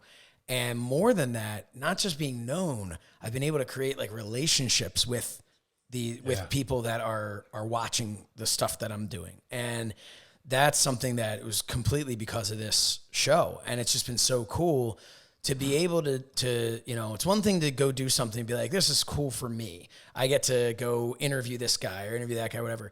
It's another thing to be able to interact, like we're doing our Zoom later with the Patreon people, and we'll get messages from people who aren't on Patreon. And it's just so cool to be able to have, those people. And that's very kind. Because it just, I'm glad the one night I had the thought of doing a podcast, and, the thought of, doing a podcast with you just popped in my head. I was driving home I was on I-76, getting off of I-76 right down to where Citizens Bank Park is. And I was pulling off, and I was at the red light. I'm like, oh shit, that kid Josh is pretty good. He doesn't make me cringe, Yet. And I remember when you asked me, I promised you, I was like, I can guarantee you at least 4 to 5 episodes before you think this was a mistake. No, I really, if I had to look back and say what was, professionally for me, what was the best thing of this year, it was getting that message from you saying, hey, what would you think of doing a podcast? And I going like, what? That's crazy. Why does he want to do one with me? That's awesome. Let's see what happens. Here's where I'm crazy. It's like, I got home and I sat there and I was like, man, how should I word this? It's just like, instead of just going, hey man, want to do a podcast? I kind of just. And then I'm saying like, how do I word this back? So he knows that I'm into it, but not, it's like dating, it's like, but I'm like, well, the wrestling business will do that to you too, where you're like, man, how am I going to say this that doesn't get me heat? Oh, absolutely. You want to be back like, yeah, absolutely, I'll do this. But you don't want to just be like, yeah, man, I got nothing at all in my life. So yeah, anything that you want, but then you also don't want to come off as like big shot, like, because obviously I had questions. I was curious, like, okay, what is this look like? What does, because I had done the podcast with Bill before. I knew what the time commitment was to make it successful and to make it, quality product. And yeah, I kind of had that, it's like, okay, well, how do I tell him, yeah, I'm 100% in? And then, without making it seem like, okay, well, sell me on it, Meanie, because I was in from the second, like Shark Tank. Yeah. No, man. And then we had Smart Tank. We had that first phone call where we just kind of went over things, just kind of like chatted for a little bit of just like, okay, what do you think we could do with this? And I took some notes and the rest is history, man. Like I got off that phone call. I remember like saying to my wife, I'm like, no, this is going to be very good. You want to hear something funny? Yeah. You called me. We had that one call. Retaining shit. Leading up to that too, I was at the Oregon Diner, and up until that point, there was somebody who I know who was trying to get me to do a podcast with him. Mm-hmm. I was like, I'm not feeling it, right? I came up with every reason not to do it, and without saying no. Sure. Like, I don't want to do a podcast with you. Right. And then we're in the Oregon Diner, and you call, and we're having a conversation. I'm sitting in the vestibule of Oregon Diner, and the person who I had just rejected from doing the podcast with walks through the door. Oh, geez. And Tracy goes, oh, he's talking to somebody he's doing a podcast with. I'm like, oh. I did not know that. That's amazing. I would have just forcefully shit my pants to get out of that fucking situation. We're like, oh, Meanie, I got to get away from you. I was like, ooh. Yeah. All you have to do with that is just be like, yeah, Josh was offering me a ton of money. How could I, how can I say no? Yeah. I wanted to do it with you, but I got to think of my future. And those Shernie bucks. Oh, God, yeah. Yeah, they're literal Shernie bucks. They have my face on them. They're worthless. But Slichter. Get on it. Sherney bucks. Sherney bucks. Bigger buck. Everybody's got a price, and this won't satisfy it. This won't quelch it. No. Hey, why don't we do a couple of commercials here? Speaking of Sherney bucks, since those don't pay shit, why don't we do a couple of commercials and then we'll jump into Ask Meanie. Sounds great. Alrighty. The best there is, the best there was, the best there ever will be. If you want in on the best wrestling tees in the business, Homage has you covered. All the styling, profiling, limousine riding looks from the rings of yesterday and today in super soft fabric and comfortable fits you can't get enough of. Yeah, that's right, man. I've been a fan of Homage for years. I've been wearing their shirts for years, everything from pro wrestling to pop culture. And, dude, I get so many reactions out and about in the wild when I'm wearing my Dusty Rhodes shirt, or I'm wearing I'm a Funker shirt, or my old school ECW shirt. Homage makes shirts that are comfortable and stylish and definitely retro, which is the thing I've loved about them for years. Mind of the Meanie listeners, you can use the coupon code MEANIE for 20% off your first purchase at homage.com. That's HOMAGE.com. Ooh, the homage.com. Freak out! Freak out! Freak out!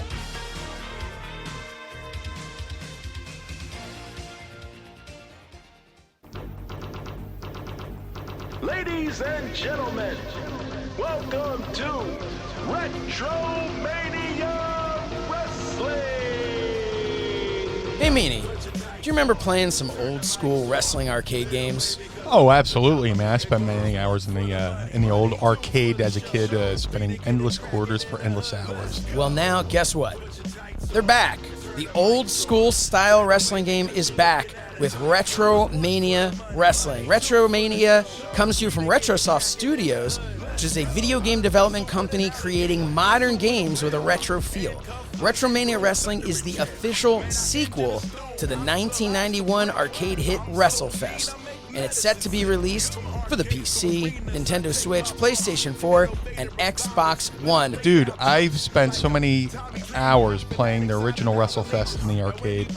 Now I get to be a part of the official sequel, and that is amazing. The roster is stacked From Hawk and Animal, the Road Warriors, to Tommy Dreamer, Nick Aldis, Colt Cabana, Johnny Retro, Matt Cardona, Brian Myers, and so many more. And as you mentioned, the BWO. That's right, all three of you for the first time ever in the same game, the Blue Meanie, Big Stevie Cool, and Hollywood Nova. But there's more. The man announcing all of you to the ring, well, it's this voice you're hearing right now. That's right, Josh Shernoff, me. I will be the official ring announcer of Retromania Wrestling. So go to retromaniawrestling.com now and pre-order this game. All right. Some nice commercials there. Nicely produced. Yeah, I'm excited well, excited for Retromania to come out. I believe sometime in February is when it's supposed to be coming out now officially. Now, this needs to be said. I see Retromania getting their balls busted a little bit, online because, originally it was supposed to come out in July. But, to the, people of the rest of the world, we're in a pandemic. And it's the apocalypse. And not everything has gone to plan. So, yeah, originally they were going to have a big release in July. But with the pandemic and everybody's schedules and stuff like that, things get pushed back. And they're working very hard to put this game out. Mike Herman's doing a fantastic job. Hey, go over to YouTube and go to their YouTube and watch their vlogs. He does weekly updates on there. Talking about where they're at with the game and stuff like that. So, it's I shouldn't say they're getting their balls busted. I understand that people are anxious to play this game. And I'm anxious to play this game. I gotten to play a rough version of it. Yeah. Listen, you think you're anxious to play this game. We're in the frickin' game, okay? We're anxious for this game. And the version I played didn't even have me in it yet. I was just still I'm still one of the jobbers. They had to fucking test out the gimmicks. But even in the rough version of the game, it was fucking fantastic and stuff like that. And yeah, we're in the game. We want to play this game too. So, I don't even have a beard in this game. That's how long it's been. But dude, yeah, I can't wait for this game. They're working so hard on it. I can tell you they've been, because I'll occasionally get messages asking for more audio, more recordings and stuff. And I just did a few like 2 weeks ago, and it's kind of wrapping up. But the thing is, I think they kept wanting to add more stuff and make sure everything was working really well. And unfortunately, that they had so many delays. But now it seems like they've really kind of put an end to adding new things. They're just kind of working on stuff, and they're starting to move towards downloadable content after it comes out, because the longer it takes, the more they're going like, oh, we could do this and we could do that, and that could make it better, and that could make it better. Oh, absolutely. Yeah. So, and there's a few things that we're privy to that the public hasn't been privy to that are awesome that they're going to do. So yeah, have patience, young Skywalkers. What? What's have patience, young Skywalkers. That's a fucked up, stupid Star Wars reference. I got you. Hey, should we? I'm sure somebody's going to bust my balls. I'm sure I fucked that up somehow. I'm pretty sure. Yeah, patience, young Skywalker. Yeah, and I'm pretty sure it's not Skywalker. I don't Patience, know. Gives a shit. I don't. Young Jedi. I don't know. Young Jedi. Somebody let us know. Hey, you want to ask me anything? I would love to ask me anything. All right, let's do it. It's time to ask me anything. Ask me something. All right.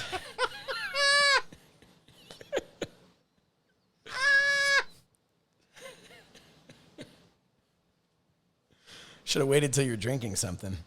Oh, you motherfucker. All right. Every week it's something new. Something new. And that's why I love doing this show. Yep. No bullshit. I love doing this show. Just for I haven't laughed so hard I mean, Mrs. Meanie keeps me laughing because she's fucking hilarious too. But I love shit like that, man. Yeah. I love being sabotaged. Oh no, this is it's fun for me to try to figure out how to pop you every week. So hey, we were talking about doing a segment called "Will This Pop Me?" Yeah, we never did. We just kind of let that be the show, I think. Yeah, my biggest fear is just running out of things to, you know, pop. You know, because there's certain movie sound bites or things I hear during the week that fucking pop me. I was like, yeah. But my biggest fear is to have a segment and just run out of ideas for it. You know, so we just let the show just naturally pop ourselves. James Sorensen writes, I watched It's a Wonderful Life on Christmas Eve. Do you have any Christmas Eve traditions that you guys do? Well, normally it would be driving to Connecticut to be with Tracy's family and having a couple cocktails and watching movies. We had a really good, I'm not going to say this is a new tradition because I'm sure we're going to go back to old traditions, but this year, Christmas Eve, we had a really nice, like when we go to Connecticut, her mom and her mom's boyfriend, they're professional cooks. So they were line cooks for a local restaurant, and they would go to the professional restaurant suppliers and get like these big fat fucking shrimps and all that stuff, like the spread that like you would have to pay a lot of money for elsewhere. So to recreate that, we went food shopping and we bought a lot of stuff that we normally have anyway. So we had the shrimp, we had the cheese, and my buddy Riley sent me a really cool care package that had jellies and sausage and cheese and then stuff like that. We did a nice little spread. Sweet. And we watched, of course, we watched A Christmas Story. We watched Elf. And there's a documentary I was going to start watching, but there's a lot of reading involved. So and Mrs. Meanie was Mrs. Meanie was in a position to pay attention because she was putting everything together. That's true, yeah. It was called Road Trip to Ralphie, where this couple goes on a road trip and seeks out the locations from A Christmas Story. Ah, interesting. And like one of the first things they found was the fire truck that comes to help get Scotty Schwartz's tongue off the pole. I was gonna say, is the pole still there?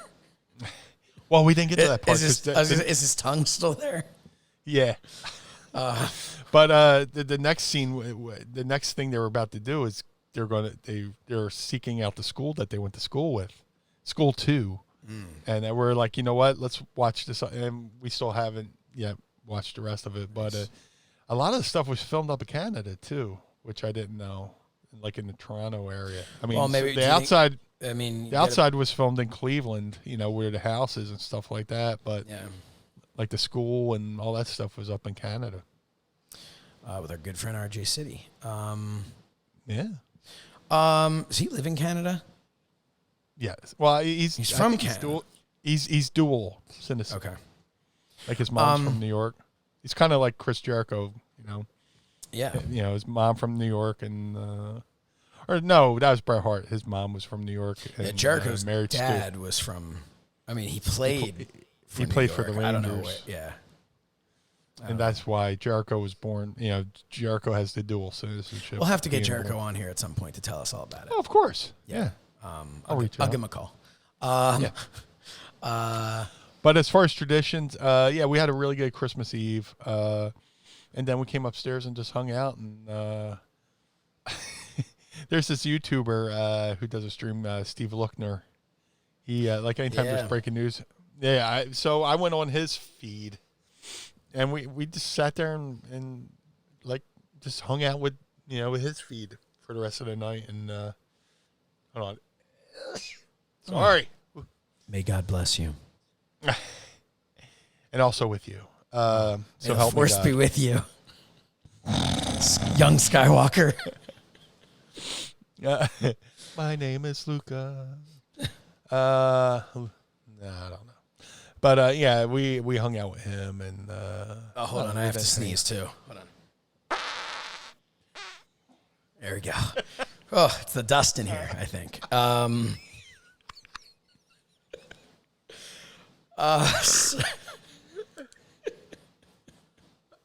my God, I laughed so hard I saw my dead grandparents. Oh,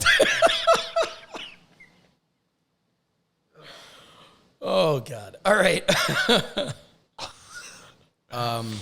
We have holy shit. some Christmas or Christmas Eve traditions that kind of then. So obviously everything was. You guys celebrate both. You guys celebrate both. Hanukkah and Christmas. Yeah. That's awesome. Yeah, I mean, especially for me, I grew up a lonely Jew on Christmas. Now I get a family. That's like it's not a. I always knew there were some Jewish families that were like, oh, well, we celebrate Christmas too. And I was always like, as much as I'd like to, you just can't. Like, it's not your holiday. But it's genuinely my family's holiday now. And it's, that's cool. It worked out that me, my brother, and my sister all married people who were not Jewish. Strategic. Yeah, we had to work on that.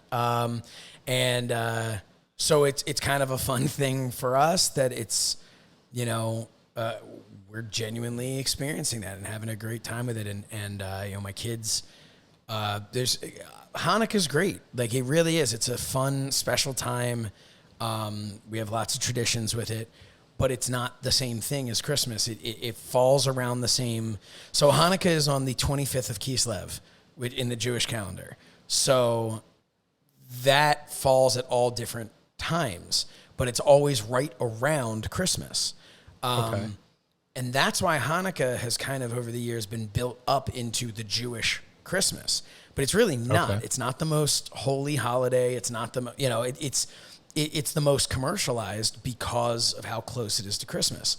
But man, nothing beats Santa, and we've got the little elf on the shelf things, the elves that hide somewhere every single night. My kids run downstairs. My son, he's running down, yelling for his elf, like the elf's going to answer him and tell him where he is. And they have such a great time finding them. And then, the elf's got a good sense of kayfabe, Oh, the yeah. elf kayfabe's like a motherfucker. Oh, yeah. Oh, you're not even kidding. But yeah, it's so, it was a lot of, it was just so much fun. But some of our traditions are, I mean, aside from just the things like baking cookies and eating cookies and getting the sugars.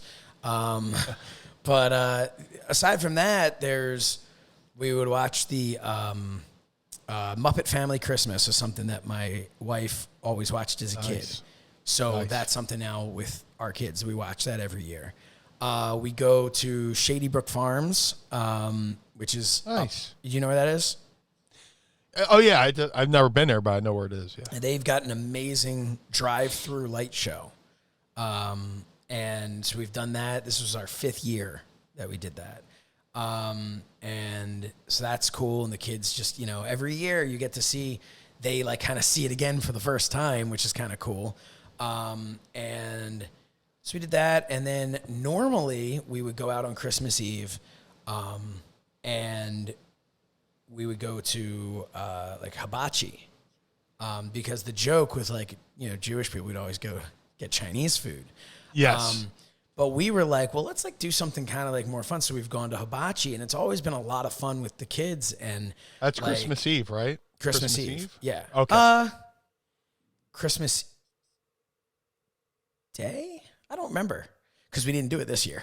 Well, in the Christmas story, they go to have Chinese food. So that it kind of made me think maybe you're vibing off that. Yeah, I'm going to look it up and see what we did last year. What day it was that we did it, because I'm sure I took like a picture of my kids. That's so great though. It's so cool that you do dual. You have 2 holidays, Hanukkah and Christmas, because I always thought the biggest rib would be to be somebody who was born on Christmas and you get your birthday and Christmas gifts all on the same fucking day, which is like which is this? You get kind of screwed. Yeah, you get fucking. So it was Christmas. We would always go on Christmas. Awesome. So we didn't do that this year, obviously. We just, right. My wife cooked and she made some sauce, and we did the kids wanted ravioli, so we did ravioli, and we had, it was just good stuff. My sister-in-law stayed with us for the last, she was supposed to just stay Christmas Eve. And then the kids were like, oh, you know, are you going to stay again tonight? And so she stayed last night as well. That's cool. So yeah, so that's a lot of fun. And we just, we just, for the most part, we kind of just hang out, and, you know, obviously we've got the same traditions everybody else does with like the presents and stuff, you know, but, it's just a lot of fun, and it's nice to have family time. My wife told me I wasn't allowed to work for 2 days. I got that text. What's that? I got the text. I got the text from you. Yeah. I'm not sneaking allowed to work. Yeah. Sneaking it wherever I could. I mean, if there's things to, you know, you don't have to worry about, you know, with, you know, loved ones. Yeah. I know he's sneaking off to work. Yeah. Yeah. Oh God, he's trying to download a new graphic to use. Brian, he's sneaking off and eating cashews. I know it. Yeah, my vices are definitely not something my wife needs to worry about. Yeah. But we're both hitting lucky in that hard. sense. Hey, stop hugging the nog, man. Yeah, sometimes I would drink the nog, and I'm just like, oh my God, are you on your second, you know, glass? I'm like, yeah, it's hitting me now. And she's like, what'd you put in it? I'm like, oh fuck, I forgot to put anything in it. But hey, join us on Zoom later, because I'm breaking out some nog. I still got a little bit left, and you can't drink nog after the new year. So, you know, that's a rule. Adult or virgin eggnog? Oh, it's a Zoom call. It's going to be adult. Yeah, maybe I'll bust out a couple beers. Who knows? You should. Yeah. I still got some of those Hershey Porters left.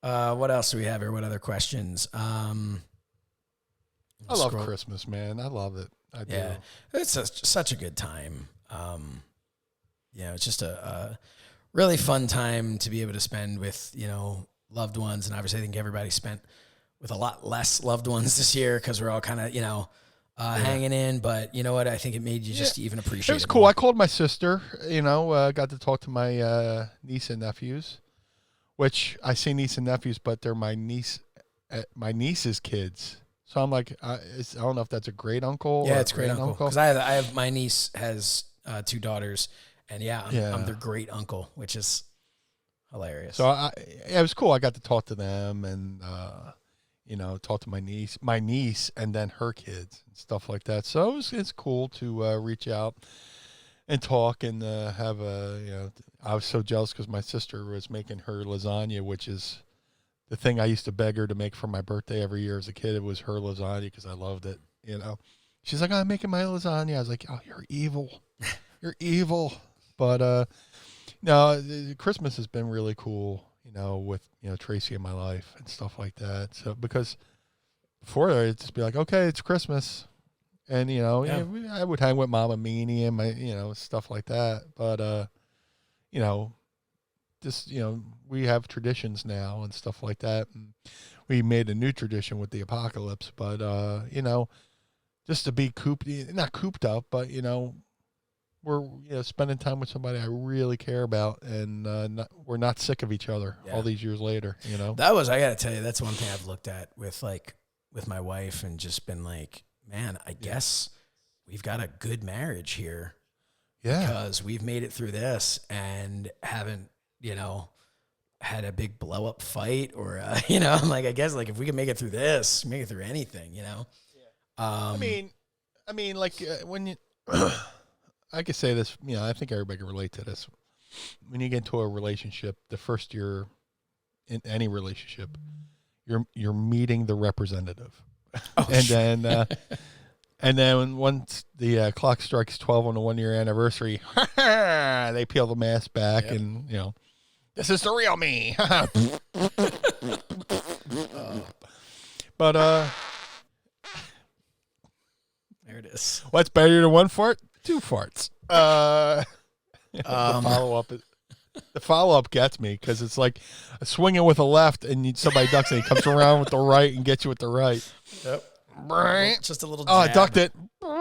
And then, but you know, we've had, you know, everybody has their fucking rough patch and arguments and stuff like that. Sure. But luckily, you know, for me and Tracy, it's been like our arguments like fuck you, and then 10 minutes later, I'm sorry. You know, just shit like that. People you know? are full of shit when they're like, "Oh, we've never had a big blow up fight." Like, you fight with your family, you fight with your loved ones, because those are the people you feel most comfortable expressing yourself. And sometimes you need to express yourself with anger. It happens sometimes. You just get pissed off, or sometimes mine comes out of frustration where I go to say something and I don't know what to say, and it comes out wrong, and I'm like, "Ooh, I probably shouldn't have said it that way." Yeah, it happens. It happens. Yeah, and, yeah. You know, but you know, we spent the last 2 days together, and it was so awesome. And you know, a relationship's perfect when you do car rides. You know, all those car rides we've spent together, and we're in the car for hours at a time in one direction, and you know, you don't have to say a word. Yeah.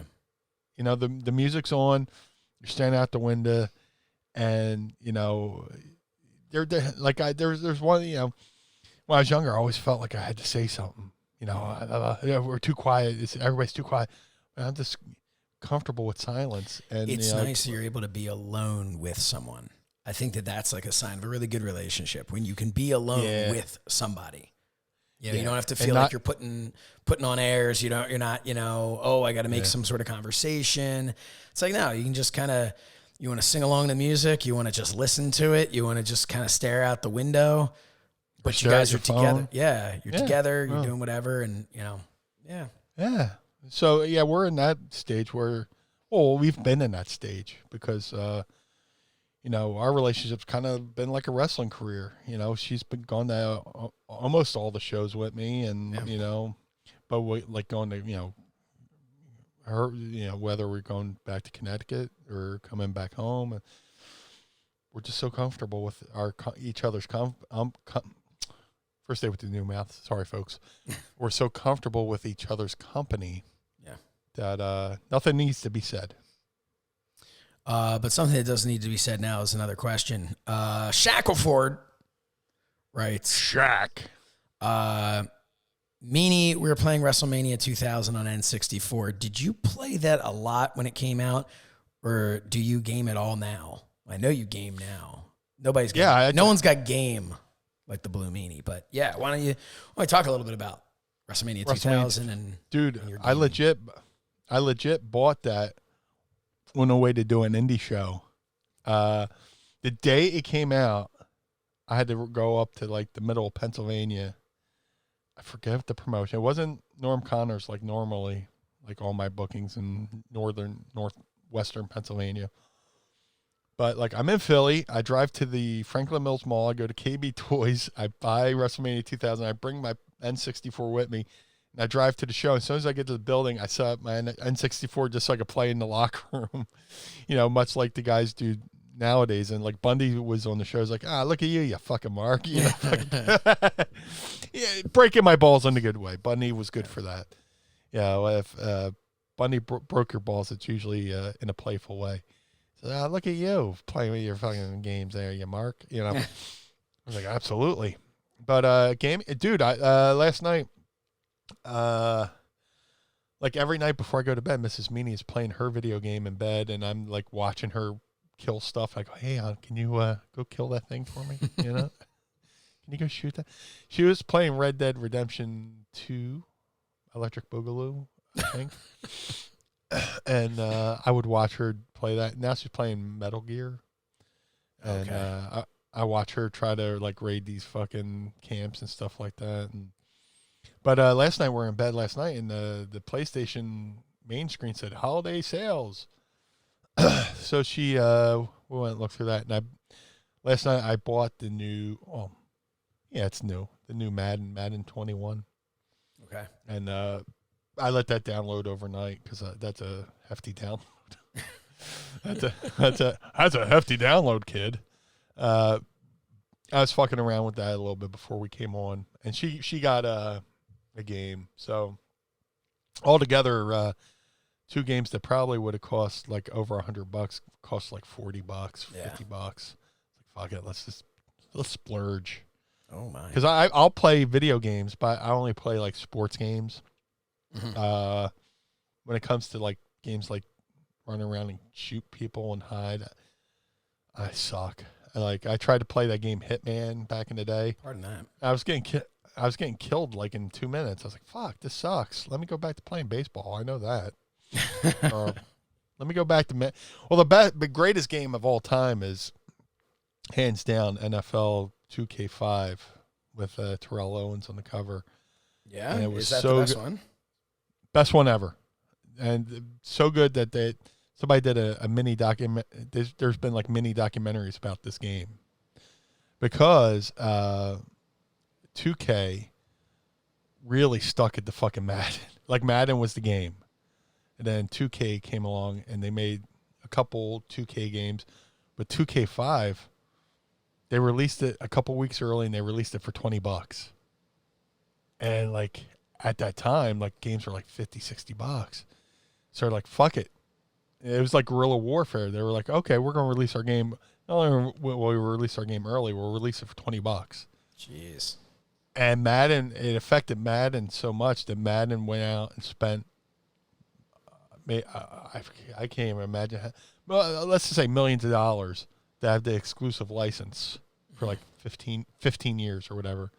So they cut out the 2K franchise, which the deal just expired. So 2K is going to be coming back with some football games. Oh, nice. And stuff. But that game, 2K5, is amazing to the point where people who have the computer copy, there's a whole community dedicated to releasing a new roster every year. Like you can play 2K5, but it's got the roster for now. Oh, that's awesome. And what's awesome about the game is you can put your own music in there. Like, say you want to put in the Fox, NFL theme, you can to make it sound just like you're watching the game. And there's like a halftime show with cheerleaders. And That's what like the wrestling games are missing, being able to put your own stuff in.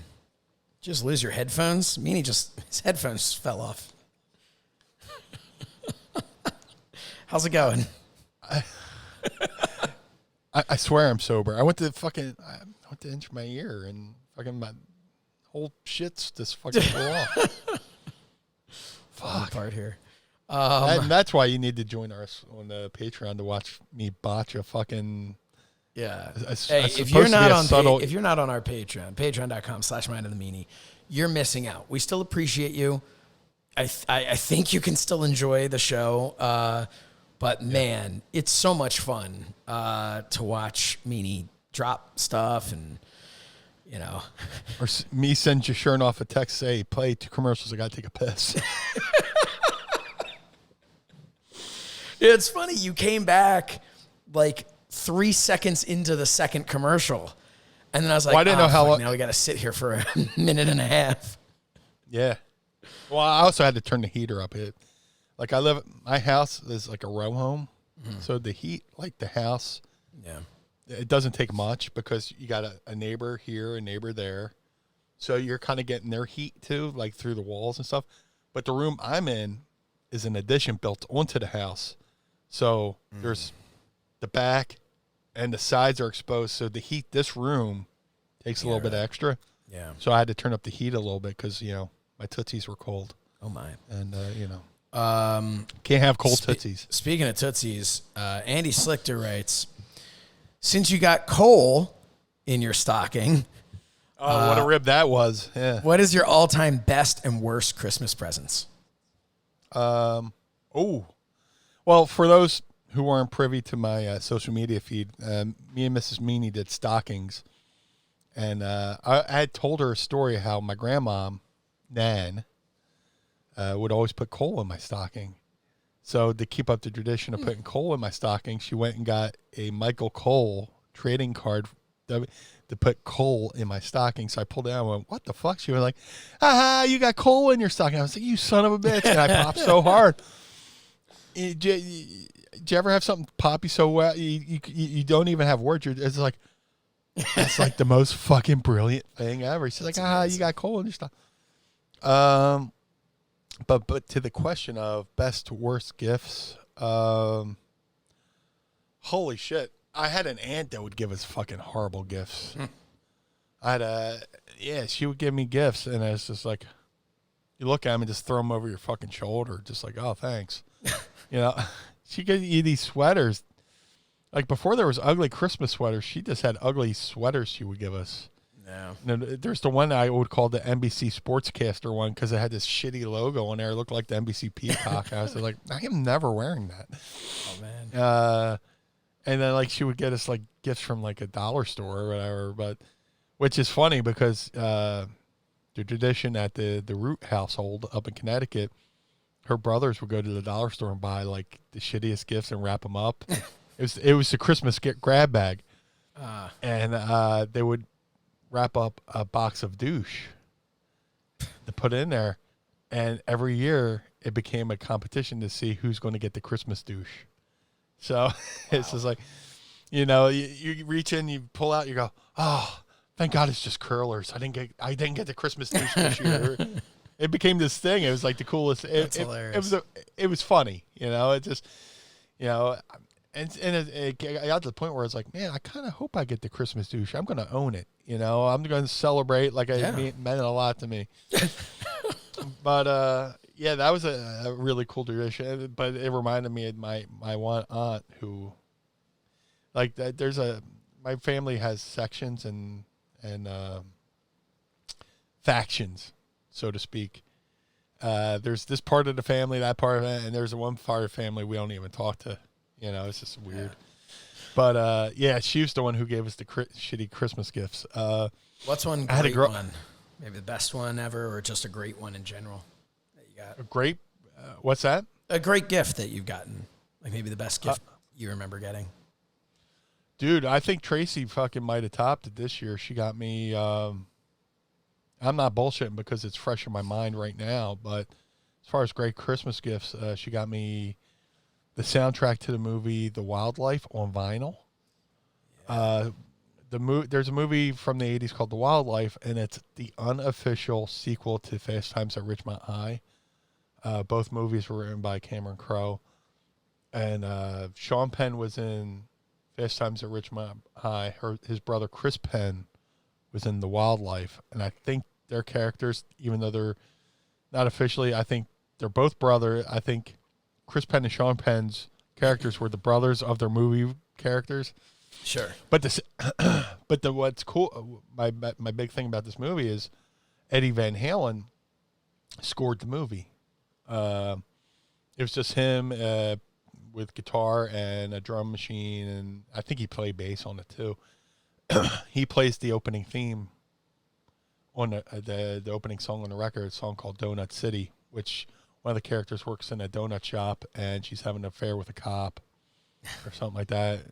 So the song's called Donut City, but it's a really good riff. And there's a whole bunch of other songs he did for the movie, which play throughout the movie. And one of them, the cool thing about Eddie Van Halen is like there's so many different songs that eventually wind up becoming other songs. Right. Like one of the songs in one of the scenes in The Wildlife, which came out in like 86.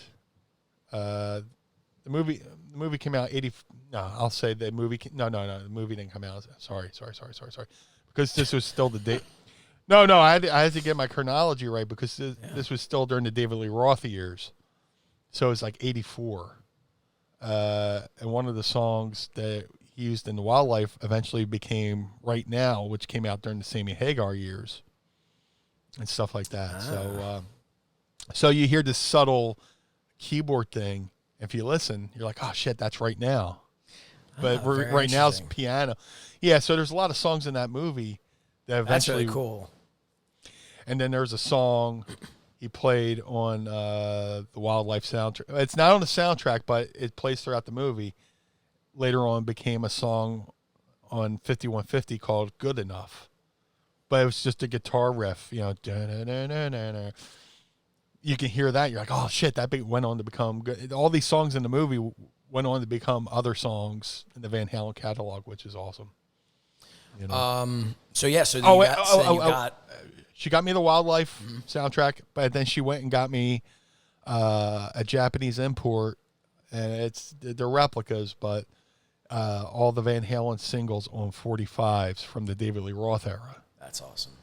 Which is amazing, because we're big into vinyl now. We've been into vinyl for a while, but just get those 45s of the Dave era stuff. That's awesome. That's awesome. The only thing is there was a little botch. We opened it up and there's 2 of the records were missing. They were supposed to be in the collection, and she emailed the Van Halen store, and they wrote back saying that they were going to make good on it. Oh, that's good. Yeah. I have a strongly worded letter for Mattel headed their way. Santa brought a He-Man action figure. Awesome. To my son, and there was no sword. It's supposed to come with a sword. It came with like an axe and a shield, but it was supposed to also come with a sword. Sword was not in there. And I may or may not have bought myself one to display on my new display case when I finally set that up, and that one comes with the sword.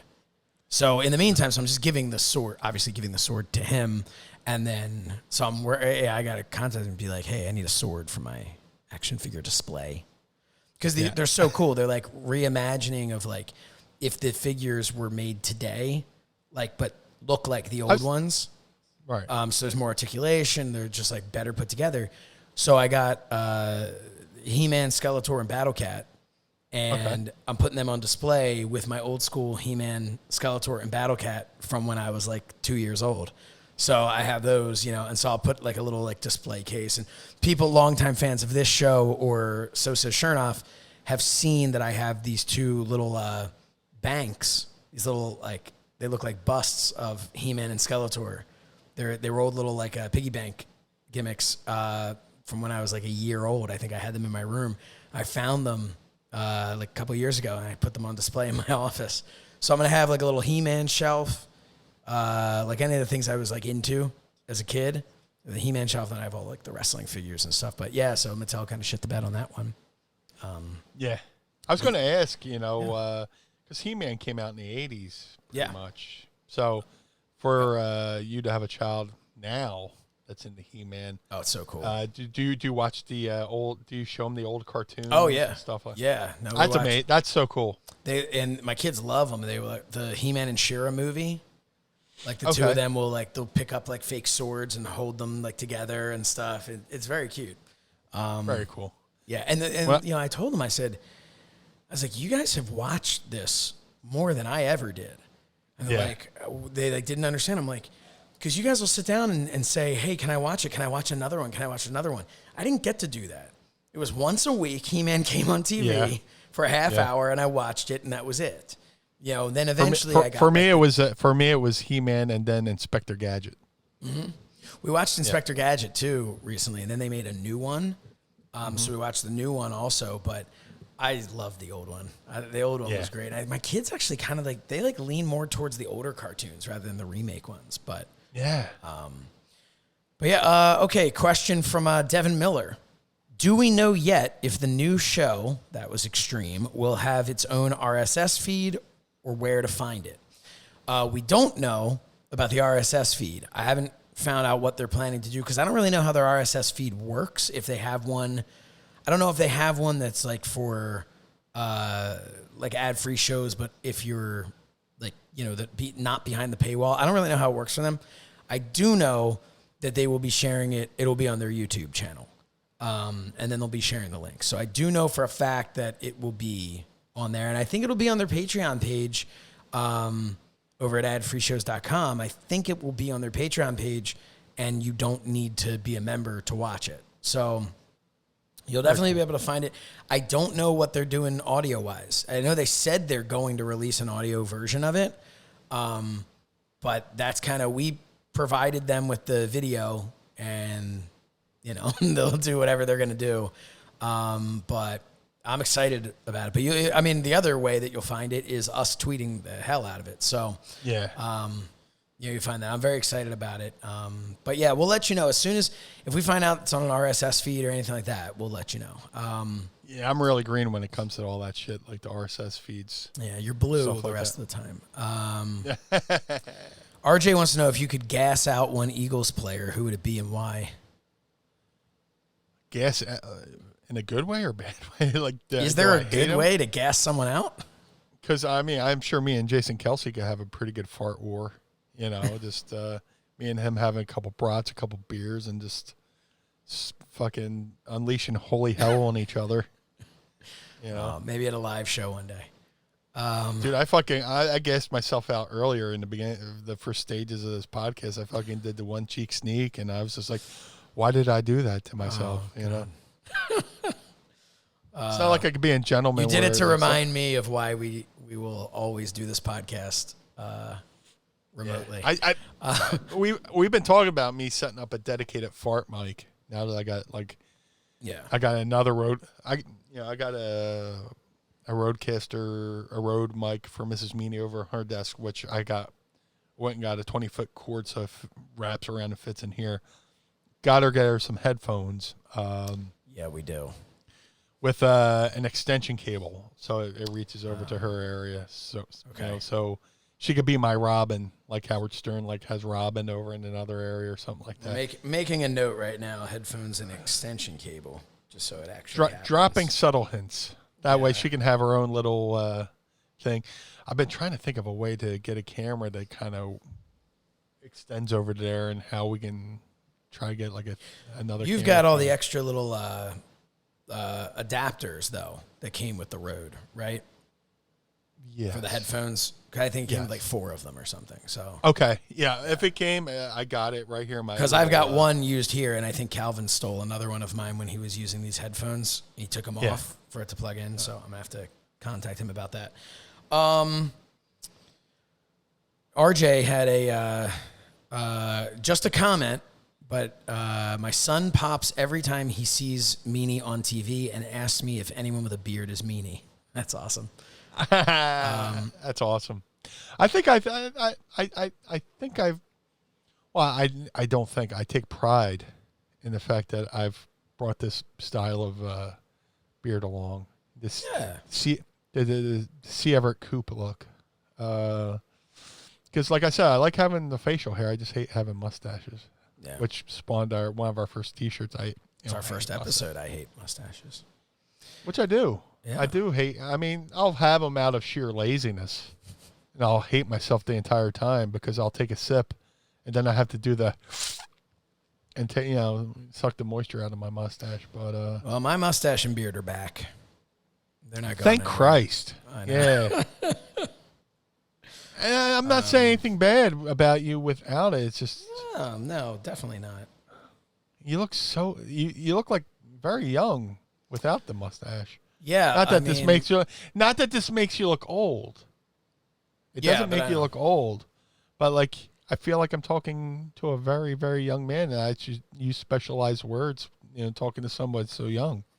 Kind of like when I do my Eagles podcast on Monday with Giovanni and Connor Miles. You have to Giovanni, I have to remind myself going in that Giovanni's 13, and I can't say fuck that shit. No. I want to bring Giovanni on here at least one week because oh yeah, kid's so inspirational, but then he drops little subtle hints that he's he's around filthy words because they have a Manscaped commercial. And Connor said something about Doug Peterson's balls, and Giovanni, 13-year-old Giovanni goes, oh, that was a little. I think if we have him on, we have to ask his parents, be like, listen, how much can we get away with talking? Yeah. We can keep it clean. We can just ask him, are you okay with fart humor? They're definitely cool with the fart humor because I got the Rodecaster here, and I had the Walmart fart on here for a little bit. I was like, well, this is Doug Peterson's play calling, so I got a chuckle out of him. But speaking of Giovanni, go to GoFundMe, look up Giovanni Hamilton, his Zach Ertz. His mother, Zach Ertz from the Philadelphia Eagles, tight end from the Philadelphia Eagles. His mom is having a GoFundMe for Giovanni Hamilton. Giovanni is 13. He's had 16 surgeries to correct. He has a form of dwarfism. I don't remember what it's called. Yeah, it's something Schwartz syndrome. His elbows dislocate. They had to, break his jaw and rewire it. He's had to have eye surgery so his eyes work. And this kid's been through. He's only 13. He's been through all this. And he's so positive. He's so yeah. Dude just loves life so much. It's crazy. It makes you, we sit and bitch about things sometimes, but man, you look at that kid and you're just like, man. You follow his social media and you see, and his mom tweets about like the surgeries he's had. Like he just had surgery on his eyes. Yeah. And the pain medication didn't take too well, and he's suffering through it and stuff like that. But then I do the podcast with him, and you wouldn't know it. You wouldn't know it. So go to GoFundMe, look up Giovanni Hamilton. The Hertz, Zach Hertz's family is put together something for it, and for every $1,000 they have a piece of signed Eagles merchandise they give away too. So that's awesome. We'll have to tweet that out. Yeah, from the show, we'll do that. Yeah, absolutely. Here's a question that comes to us from Mark and Dryden via Twitter at Mark Matsuo. What was a match or event that Josh and Meanie had to find a copy of or rent a tape of as a kid? Mine was Starrcade 83 because I had to see the Valentine Piper dog collar match since I read about it in PWI. Do you have one? Well, I was very fortunate that growing up, I basically bought those events as they came out on VHS through the After magazines, through the PWIs and stuff like that. It was, speaking of like being like Christmas, I got the Pro Wrestling Illustrated Lord of the Ring VHS for Christmas one year and stuff like that. So, and through that, like I would get like the advertisements through Turner Broadcasting. I would get like the Best of Starrcade double VHS, release. But something I had to find and get. That's hard to enter because I was getting the VHSs as they were coming out, stuff like that. For me, I know. I do want to say though, like the of course the piece of history everybody was looking for was the Buzz Sawyer Tommy Rich match. The match that inspired the Hell in a Cell, the last Battle of Atlanta, right? Which eventually came out on WWE. Somebody found it and put it on WWE Network. So if that was my golden goose that I was looking for or whatever, Holy Grail, my holy grail. That's the term I was looking for. That was it, and then thankfully they put it on the network. For me, it was more, when I got into wrestling in the late '80s. It was more about going to the video store and playing catch up. So it was, the first Royal Rumble or the first, 6 WrestleManias, because I think I got into maybe the first 5 WrestleManias. But I think and that was what really kicked off wrestling, if I'm remembering this correctly. I think my brother got WrestleMania 5. My great-grandmother took him or was like babysitting him or something, and he got WrestleMania. It was either 4 or 5 on VHS. I think it was a double VHS or something. And that was the first time we ever saw wrestling. And, from there, we were just kind of hooked. But I think for me, I do remember very clearly multiple times renting whichever Royal Rumble it was where Axe and Smash were 1 and 2. Yeah. I don't know if that was 89 maybe. Yeah, it was definitely one of the earlier ones because that was like kind of cool to see, Yeah, but I just remember constantly going back and renting that again from the video store. And that was the thing, you'd go and just try and find any of these shows that when you're a kid and you start watching and you're watching WrestleMania 6, where you're like, all right, well, I guess I'm missing 5 of them. I need to go back and find these. And, they go, the second annual, whatever. You're like, okay, well, where was the first one? I need to go find that. So that was a lot of what, my searching for. As a kid, I kind of fell for the rib that Mel Brooks put out the movie History of the World Volume 1. Yeah. I spent the rest of my life looking for Volume 2 that didn't exist. So one of these days. The rib was on me. The Inquisition. I love that. Don't you know? Yep. Johnny at Johnny Rassel. Question for both of you guys. What is your favorite entrance from a present-day wrestler? That's a good question. That's an excellent question. From any promotion? Yeah, I guess so. You go first. If we're looking at like the full package of it, like I love like Jericho coming out with his music playing and everyone sings along and stuff. But if we're looking at the whole package of everything, present day, currently right now, like I'm digging what they're doing with Drew. Drew McIntyre, him coming out with the sword and slam that down, the pyro goes off. But again, it's tough anything without a crowd there, you know? Yeah. But if we're going the last like 5 years or so or looking at it, I feel like I'd have to say Nakamura.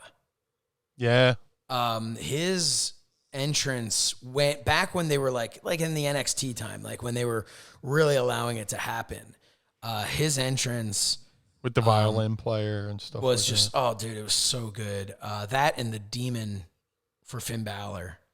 Yeah. Was super cool too. I always loved any of that style. Cause I think, unfortunately, entrances now are very generic. And I know that like you'd say like, oh, they're not, because you've got like, you can look at like Sheamus has like the bright light and there's definitely different graphics and everything, but everybody just kind of comes out and hits their cue, hits their spot, their mark, and just, I don't know, it just doesn't. And that's something, I mean, we missed WrestleMania this year. Would have had some really badass entrances, I'm sure. I'll piggyback off you, and I'll add Bobby Roode. Oh, the glorious entrance. When they would have like a full choir, singing the song, and he would be on the platform. He would be on the platform spinning around. Oh yeah, they totally shit the bed on him, as most things now. But those NXT entrances, they were so good. There's an attention to detail that isn't there on the main roster, in my opinion. Yeah. There's definitely a disconnect between the NXT and WWE, when somebody goes over. The Ascension, they were amazing in NXT. And they go over to WWE, and they give them, like, face paint and shoulder pads, and it's just like, ugh. Yep. And people are like, oh, they're ripping off the Road Warriors. Yeah, and it's just like, ugh. It just didn't, it didn't work. It didn't translate. No. Which sucks, but yeah, I totally agree with you. Finn Balor, I loved Finn Balor because his NXT, especially the early stuff, because it reminded me of Great Muta. You would have Keiji Muto, and then he would become Great Muta. Yeah, so I'm such a mark for Muta and Muto that like he could have, he could have the Clark Kent or the Superman and Clark Kent, you could have Clark Kent, and then like Clark Kent would become Superman, where Keiji Muto would become Great Muta. Yeah. Finn Balor would become the Demon. Yeah. There's just there were I know this wasn't the question, but if you're going like back in the day, like Attitude Era, going back like 20 years or something, I think like the DX entrance was always great. Yeah. And Stone Cold was great. The Rock. As soon as the glass broke. Yep. The night Mick Foley won the world title and Steve Austin did that entrance and the glass broke. Oh God, yeah. I was in that building. That building physically fucking shook. Even in the locker room, you could feel like beneath your feet, you felt that like the rumble. Like a mini earthquake. Yeah, of course. I mean, you can't discount Undertaker at various different times in his career, his entrance. Yeah. But man, like, I loved back in the day, like just there were so many things like back, like the Hart Foundation, man. They would come out with that music, and just the way they'd come out, and Brett was just super cool, like the coolest guy in the world. And then you had Anvil was like losing his mind as he walked to the ring. And then they would do the thing where Brett would stand in the corner and Anvil would take his sunglasses off, Yep. and he would act like the sunglasses, affected his eyes, It's so good. And Nowadays, people come to the ring, they stand on the corner buckle, and it's just like arms out, and and then it's like, it's the same old thing. And I don't know. It's a last robot factory. Last question here by. Is that the last question? I don't know. We got another. This is a good one, actually. We'll do two more. Mark and Dryden. Hello. Asks again. Has Meanie ever encountered any wrestlers who were like Brad Armstrong, where they were hilarious or entertaining when the cameras weren't on, but couldn't replicate that on screen? I thought that was a great question. That's an excellent question. Because Brad Armstrong was. Imagine how great Road Dogg is and how funny they're brothers, but he was like that behind the scenes. And Brad Armstrong might have even been funnier than Road Dogg, and I think Road Dogg would agree to that. And anytime I have a Red Bull, I think of fucking Brad Armstrong, because he would always talk about drinking sugar-free Red Bull. You get the Red Bull high without the sugar crash, He would always drink sugar-free Red Bull. He always thought, I would have the Red Bull high, but you don't have the sugar crash. And he sounded just like they had the same voice. But back to his question, I love Brad Armstrong. He was one of the best wrestlers ever, smooth in the ring.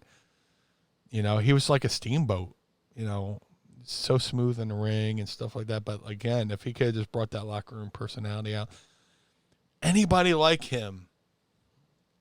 I mean, like I always said, I love traveling with Steve Blackman, because when he would lose his shit in the airport, it would just be like, I would be like, Steve Blackman said, I love traveling with Meanie because he pops for my, anytime I lose my shit, like he would legit, like, lose his shit, and I would just be there popping for him, I think I told a story, we'd be going through the airport pre 9/11, and somebody would be like, well, excuse me, sir, I have to look through your bag, and he goes, no, and grabs the bag and just marches off, or, Definitely pre 9/11. Definitely pre 9/11, because I would be sitting in my chair, all ready, for the flight, and, Steve Blackman's coming, there's one old dude in front of him who would just dead stop. The whole line would have the whole line of the airplane would have to stop loading, because this guy had to stop. He had to take off his jacket and then put up his jacket, and then have to take his wheel, his pulley, luggage, and Steve would just go, come on, out loud, and I'd be like, bah! It must be nice to be a guy who no one can kick your ass. Oh, dude, like Steve Blackman knows where there's bodies located. Just he was a legit prison guard, and he legit saw shit. And like anytime there was like a show where they would have to have police, the fake police men, indie guys, he'd be like, hey, point your gun at me, and the guy would point his gun at me, he would slap it out of his hand and have it turn right, turn back on him, just like, That's holy crazy. shit, just that behind the scenes shit. Like I wish they would have done more in front of the camera stuff, I think kind of did it with, Al Snow stuff, Bob, the head cheese stuff and shit like that. But, but it unfortunately never really translated for me. Yeah. Yeah. Last. What's that? Oh, go ahead. No, last question here. Matt Godfrey, at the Matt Godfrey writes, who's your favorite Eagles player? Past or present? I guess we'll say all time. Present? Probably Dallas Goedert.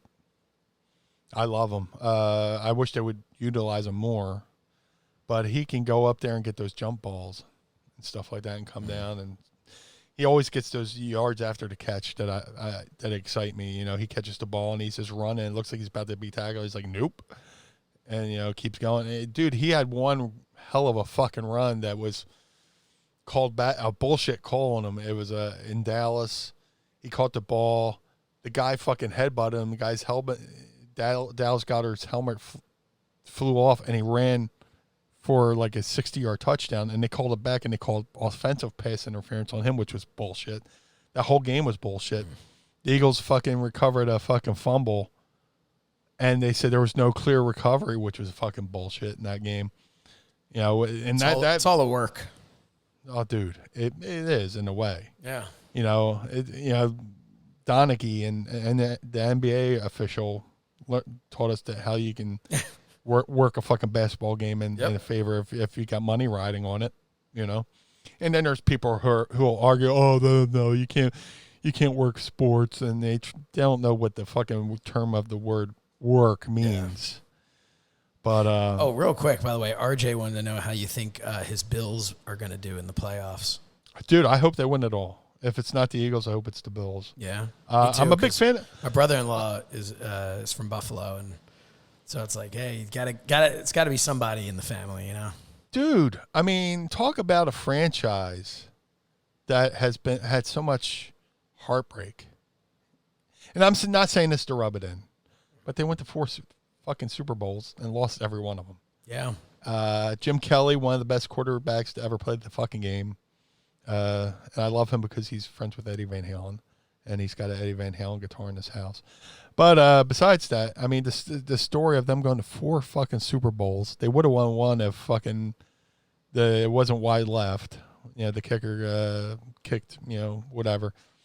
But, yeah, Buffalo's a great city. It's a great wrestling town. I loved it every time ECW went up there at the Burt Flickinger Center. Rowdy as fucking crowds. Buffalo's a lot like Philly in that the crowds that went to the wrestling shows were the same, you know, ones tailgating and chanting at their respective football games and stuff like that. And you know what? I'm diehard Eagles to the day I die, but like I'm a big fan of the Buffalo Bill uniforms as well. Yeah. You know, the red, white, and blue with the white helmets with the blue jerseys. You know, I'm partial to blue. Great fucking uniforms. And then the fact that, you know, they win and they come back and they fly home, and then the fans are meeting them at the airport, a lot like how Philadelphia Eagle fans do Philadelphia sports fans does for all of our sports teams, meet the team at the fucking airport. That's so Philly, and the Buffalo Bills could take bragging rights that they're only fucking New York team that plays in fucking New York. They got those bragging rights too. As opposed to in the shadow of New York City. Yeah. Fucking, they play in the fucking swamps of Jersey, the other teams. But, no, I'm a big fan of Buffalo as a city. Big fan. Yeah. Huge. Look, and, you know, I can root for the Bills because sports rule. My Eagles, I don't own them, but, you know. I hate when they go, oh, my Eagles. When did you buy them? The Eagles are NFC and the Bills are AFC. So I'm not breaking sports rule by cheering for another team. Yeah. They're in a whole nother conference. Yeah. So I can enjoy them, you know. And fuck it, they deserve this fucking run in the AFC. They've paid their fucking dues. The Buffalo Bills have paid their fucking dues. Their fans have paid their fucking dues. Yeah. I hope they enjoy this. I hope if the Eagles somehow don't sneak in, I don't want the Eagles to go to the fucking playoffs. I don't want them. And that sounds horrible to say as an Eagles fan, but, you know, when you win your division, you get a first place fucking schedule next year. And as fun as, you know, the Eagles sneaking in last year and they got that one fucking playoff win, it really fucked them because this year they had a fucking first place fucking schedule. Dealing with all those fucking injuries. They got a fucking shitty draft fucking pick. Not that Howie Roseman knows how to draft a fucking player. Well, this year was shit anyway without having a preseason, without, like, you know. No OTAs, no preseason. There's a lot of protocol where the players can't even really be around each other and stuff like that. But, you know, I don't want to be the best of the, you know, when it comes to the Eagles, I want to be the best of the worst, and I don't want to be the worst of the worst. You know, let Washington get the fucking first place schedule next year. You know, fuck them. Let them fucking get it. Fuck them for sure. Yeah, here it is. You can have fun with that next year. Let us get the fourth round pick in the fucking draft. Not that Howie, I've shit on Howie and what he does, but then like somebody always goes off to another team and does better. But yeah, I'm definitely a big fan of the Buffalo Bills. A big fan of Buffalo as a city, and yeah. I had a brain fart there, but yeah, I love Buffalo. So I like Buffalo too. They got good wings. I think that counts. No, That counts. it does not. That counts. Mind of the meanie, Mrs. Meanie round the Tracy Roots got something to say. Hey, hey, hey. I was hoping that was going to happen. This is the last one of the year. I didn't know we were going to Mike is see live. her. Yeah, this is the last episode of the year, so.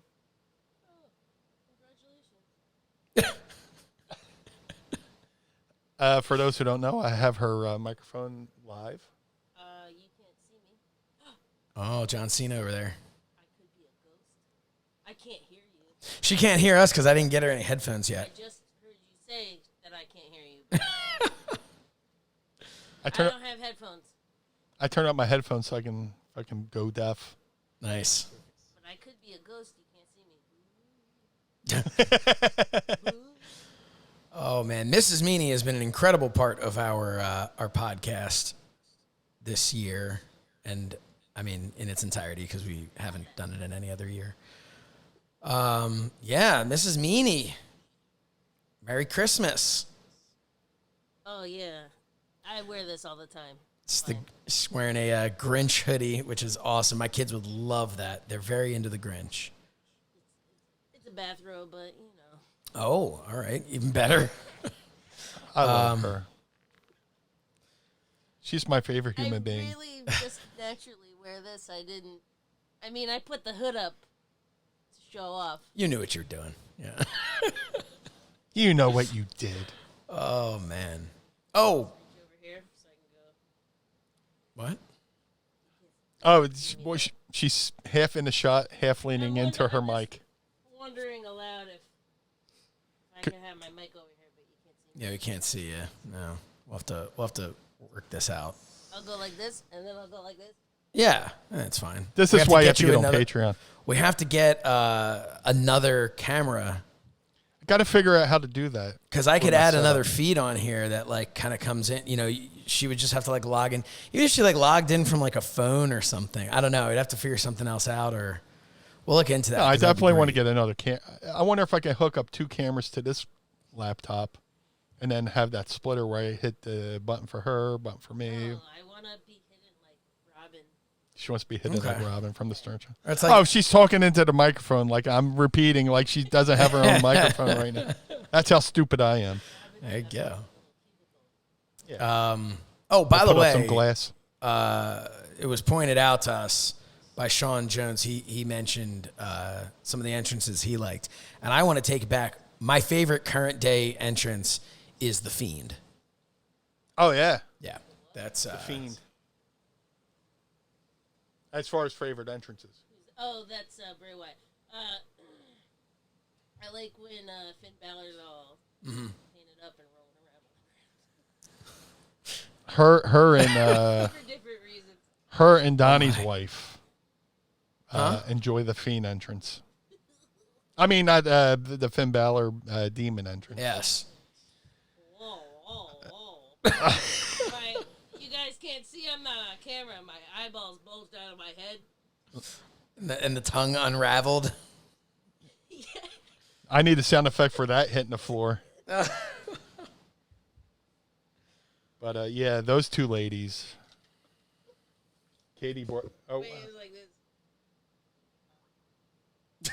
Is that loud enough? Oh yeah. Oh, is that she doing that with the? she has a jaw harp. That's awesome. Hey, can you play a song? Or No, you don't just play a song. oh, hold on. I have two. Some year-end shenanigans. Wait, I can play. Here, wait. Let's see. I can play along to what's that Bon Jovi song? Oh, Fucking Blaze of Glory. Yeah, but it just sounds like this. Without the music, it just sounds like this.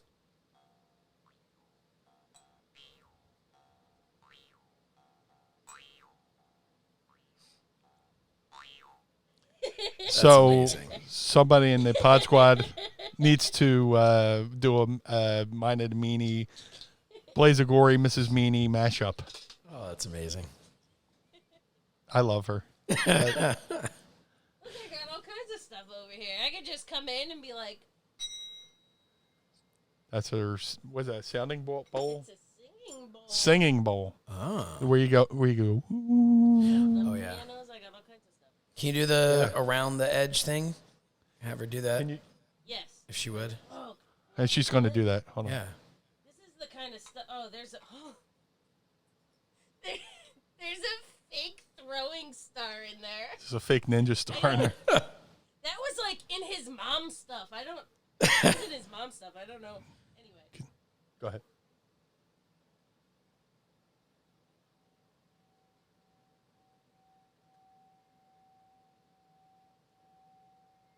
All right. That's pretty cool. That was beautiful. It almost sounds like feedback. It was very nice. But it's very peaceful when It is. Yeah, but I don't know why my mom had a fucking ninja star in her room. That's but- awesome, though. Yeah, Mama Meanie was part-time ninja. She never knew when she was going to have to use it. Yeah. James Sorensen.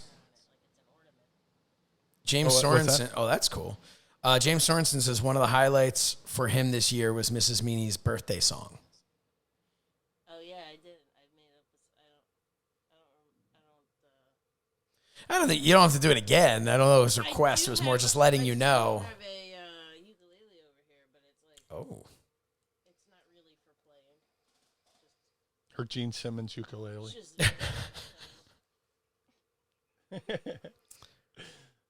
This is Wow. cool. yeah. We got to Honestly, I forgot the song because that would be very rude. we got to figure out. Sing another song, it would be different. We have to figure out that's how to get her on a camera.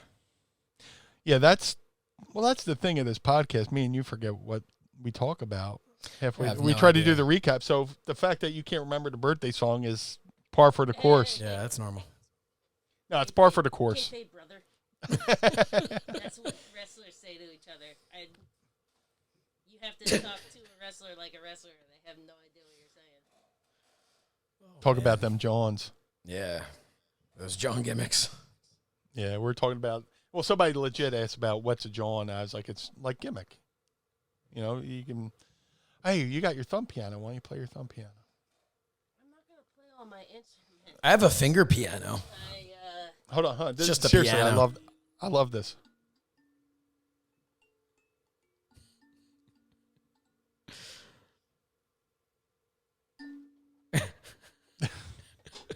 Play Yaz flute. I dabble.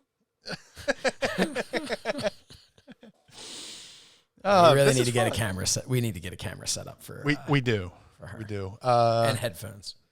Well, I was on the Enthusiasm Project channel, and he showed how you can have a channel that changer thing. So we would just have to Yeah. share the screen, I guess. Yeah, I mean, if you're able to switch it on your end, then it would be fine, right? You could switch it to her when you wanted to, Yeah. and I would Or just have the if same we feed. had, You know where I could mount this to this shelf back here with the little knickknacks on it. Yeah. I wonder if I could mount it there, but then I'd have to like sit on the bed. yeah. But it'd be like a slumber party. James wants to know if you can turn the camera towards her. Hold on. You could. I could. There you go. A clip on though. It's like a webcam. Oh yeah. So that's kind of a. But we're working on getting a better camera setup. Stop. Put that away. Stop looking at me. It's all blurry. I'm all underwater.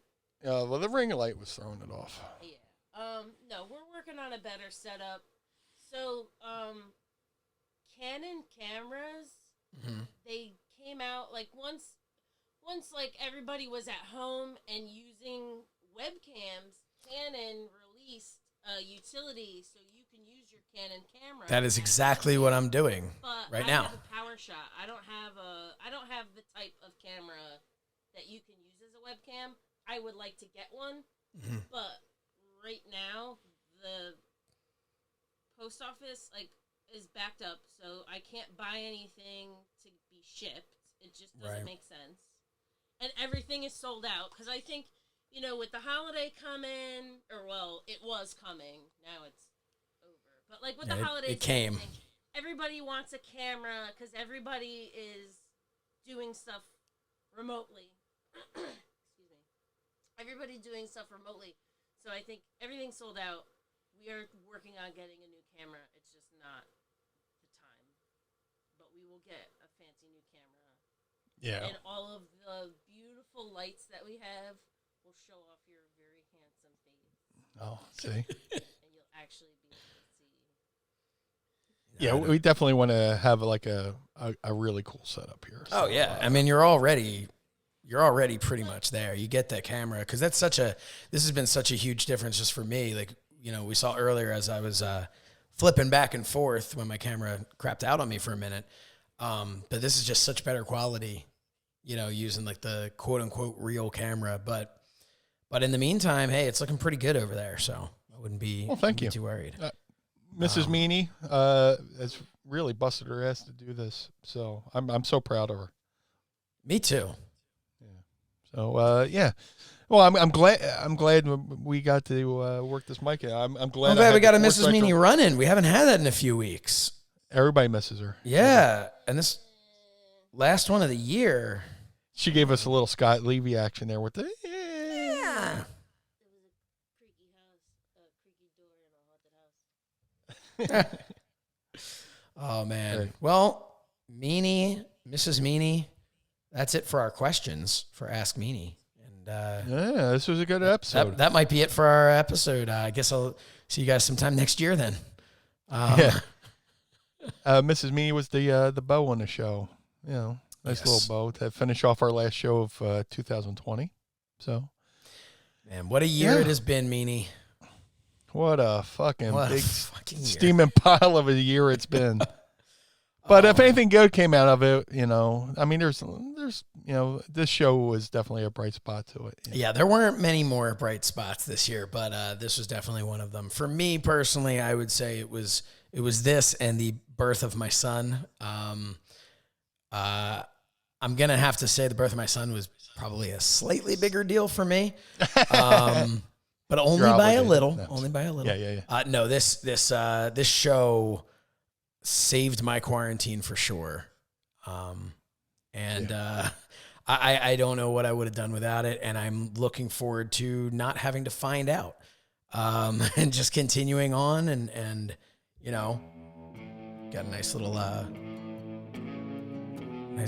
Auld Lang Syne as we wrap things up here. Meanie, any last things you'd like to say before we wrap up Mind of the Meanie 2020? Hey, seriously though, thank you for everybody who supported the show and spread the word about the show, because please. Yes. If you like the show, tell a friend. If you hate the show, tell an enemy. In the words of David Lee Roth. But seriously, thank you to everybody who's given us a listen and spread the word. It means a lot because without you, there would be no us. So to get all sappy, but thank you. We love you, and stay happy, healthy, and safe in this new year. As Mrs. Meanie, gives a little piece to the camera. Hello. I'm making a wave. Don't make peace, make wave. Yeah, I love her. I love you too, man. I love you too. Yeah, if we're gonna have a big moment here. Big love fest. Now, this has been highlight of my year, highlight of my career in wrestling, being able to do this show with you, and I am excited for the next 40 episodes and the 40 after that, and then at that point it'll be. But no, I can't wait to see what 2021 brings for this show and for the whole Pod Squad. And we appreciate every single person who has listened to even just one episode. Everyone who's left their reviews, everyone who's subscribed. Like Meanie said, without you, there'd be no us. There'd be no Mind of the Meanie. It'd just be Meanie and I on the phone with each other. And, you know, while that would still be fun to have a conversation, this is a lot more enjoyable. Yeah. But yeah, thank you everybody so much. Make sure to follow us if you haven't on social media at Mind of the Meanie. And as individuals, at Blue Meanie BWO and at So Says Shernoff. Check out our merch, prowrestlingtees.com/Mind of the Meanie /Blue Meanie /So Says Shernoff. And Cameo. Meanie's over there on Cameo. They don't want me, but they do want Meanie. So go to cameo.com/Blue Meanie and Blue Meanie BWO. Damn it. Blue Meanie BWO and he will leave you a nice Happy New Year message. There's still time. I did several Christmas ones, so let's get in there for some New Year's. And everybody who is listening to this, have a safe and happy New Year. May this next year be just so much fucking better than 2020 for each and every one of you. Again, we thank you so much for all of your support. We love you guys and gals. And if there might be like a fish who listens, I don't know. We love all of you. And yeah, Meanie, I think this was a good year. It was a good year. I mean, a horrible year, an absolutely terrible year, but a good year for us, for the show. A good twist on a shitty year. You know? This is a silver lining on a shitty year. But the good news is, as soon as 2021 starts, everything will be back to normal.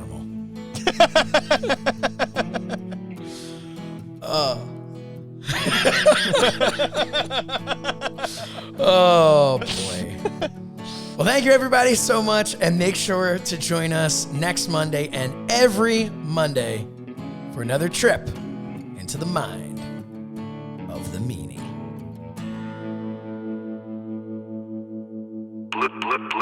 Blue World Order. The world of MLW radio never stops.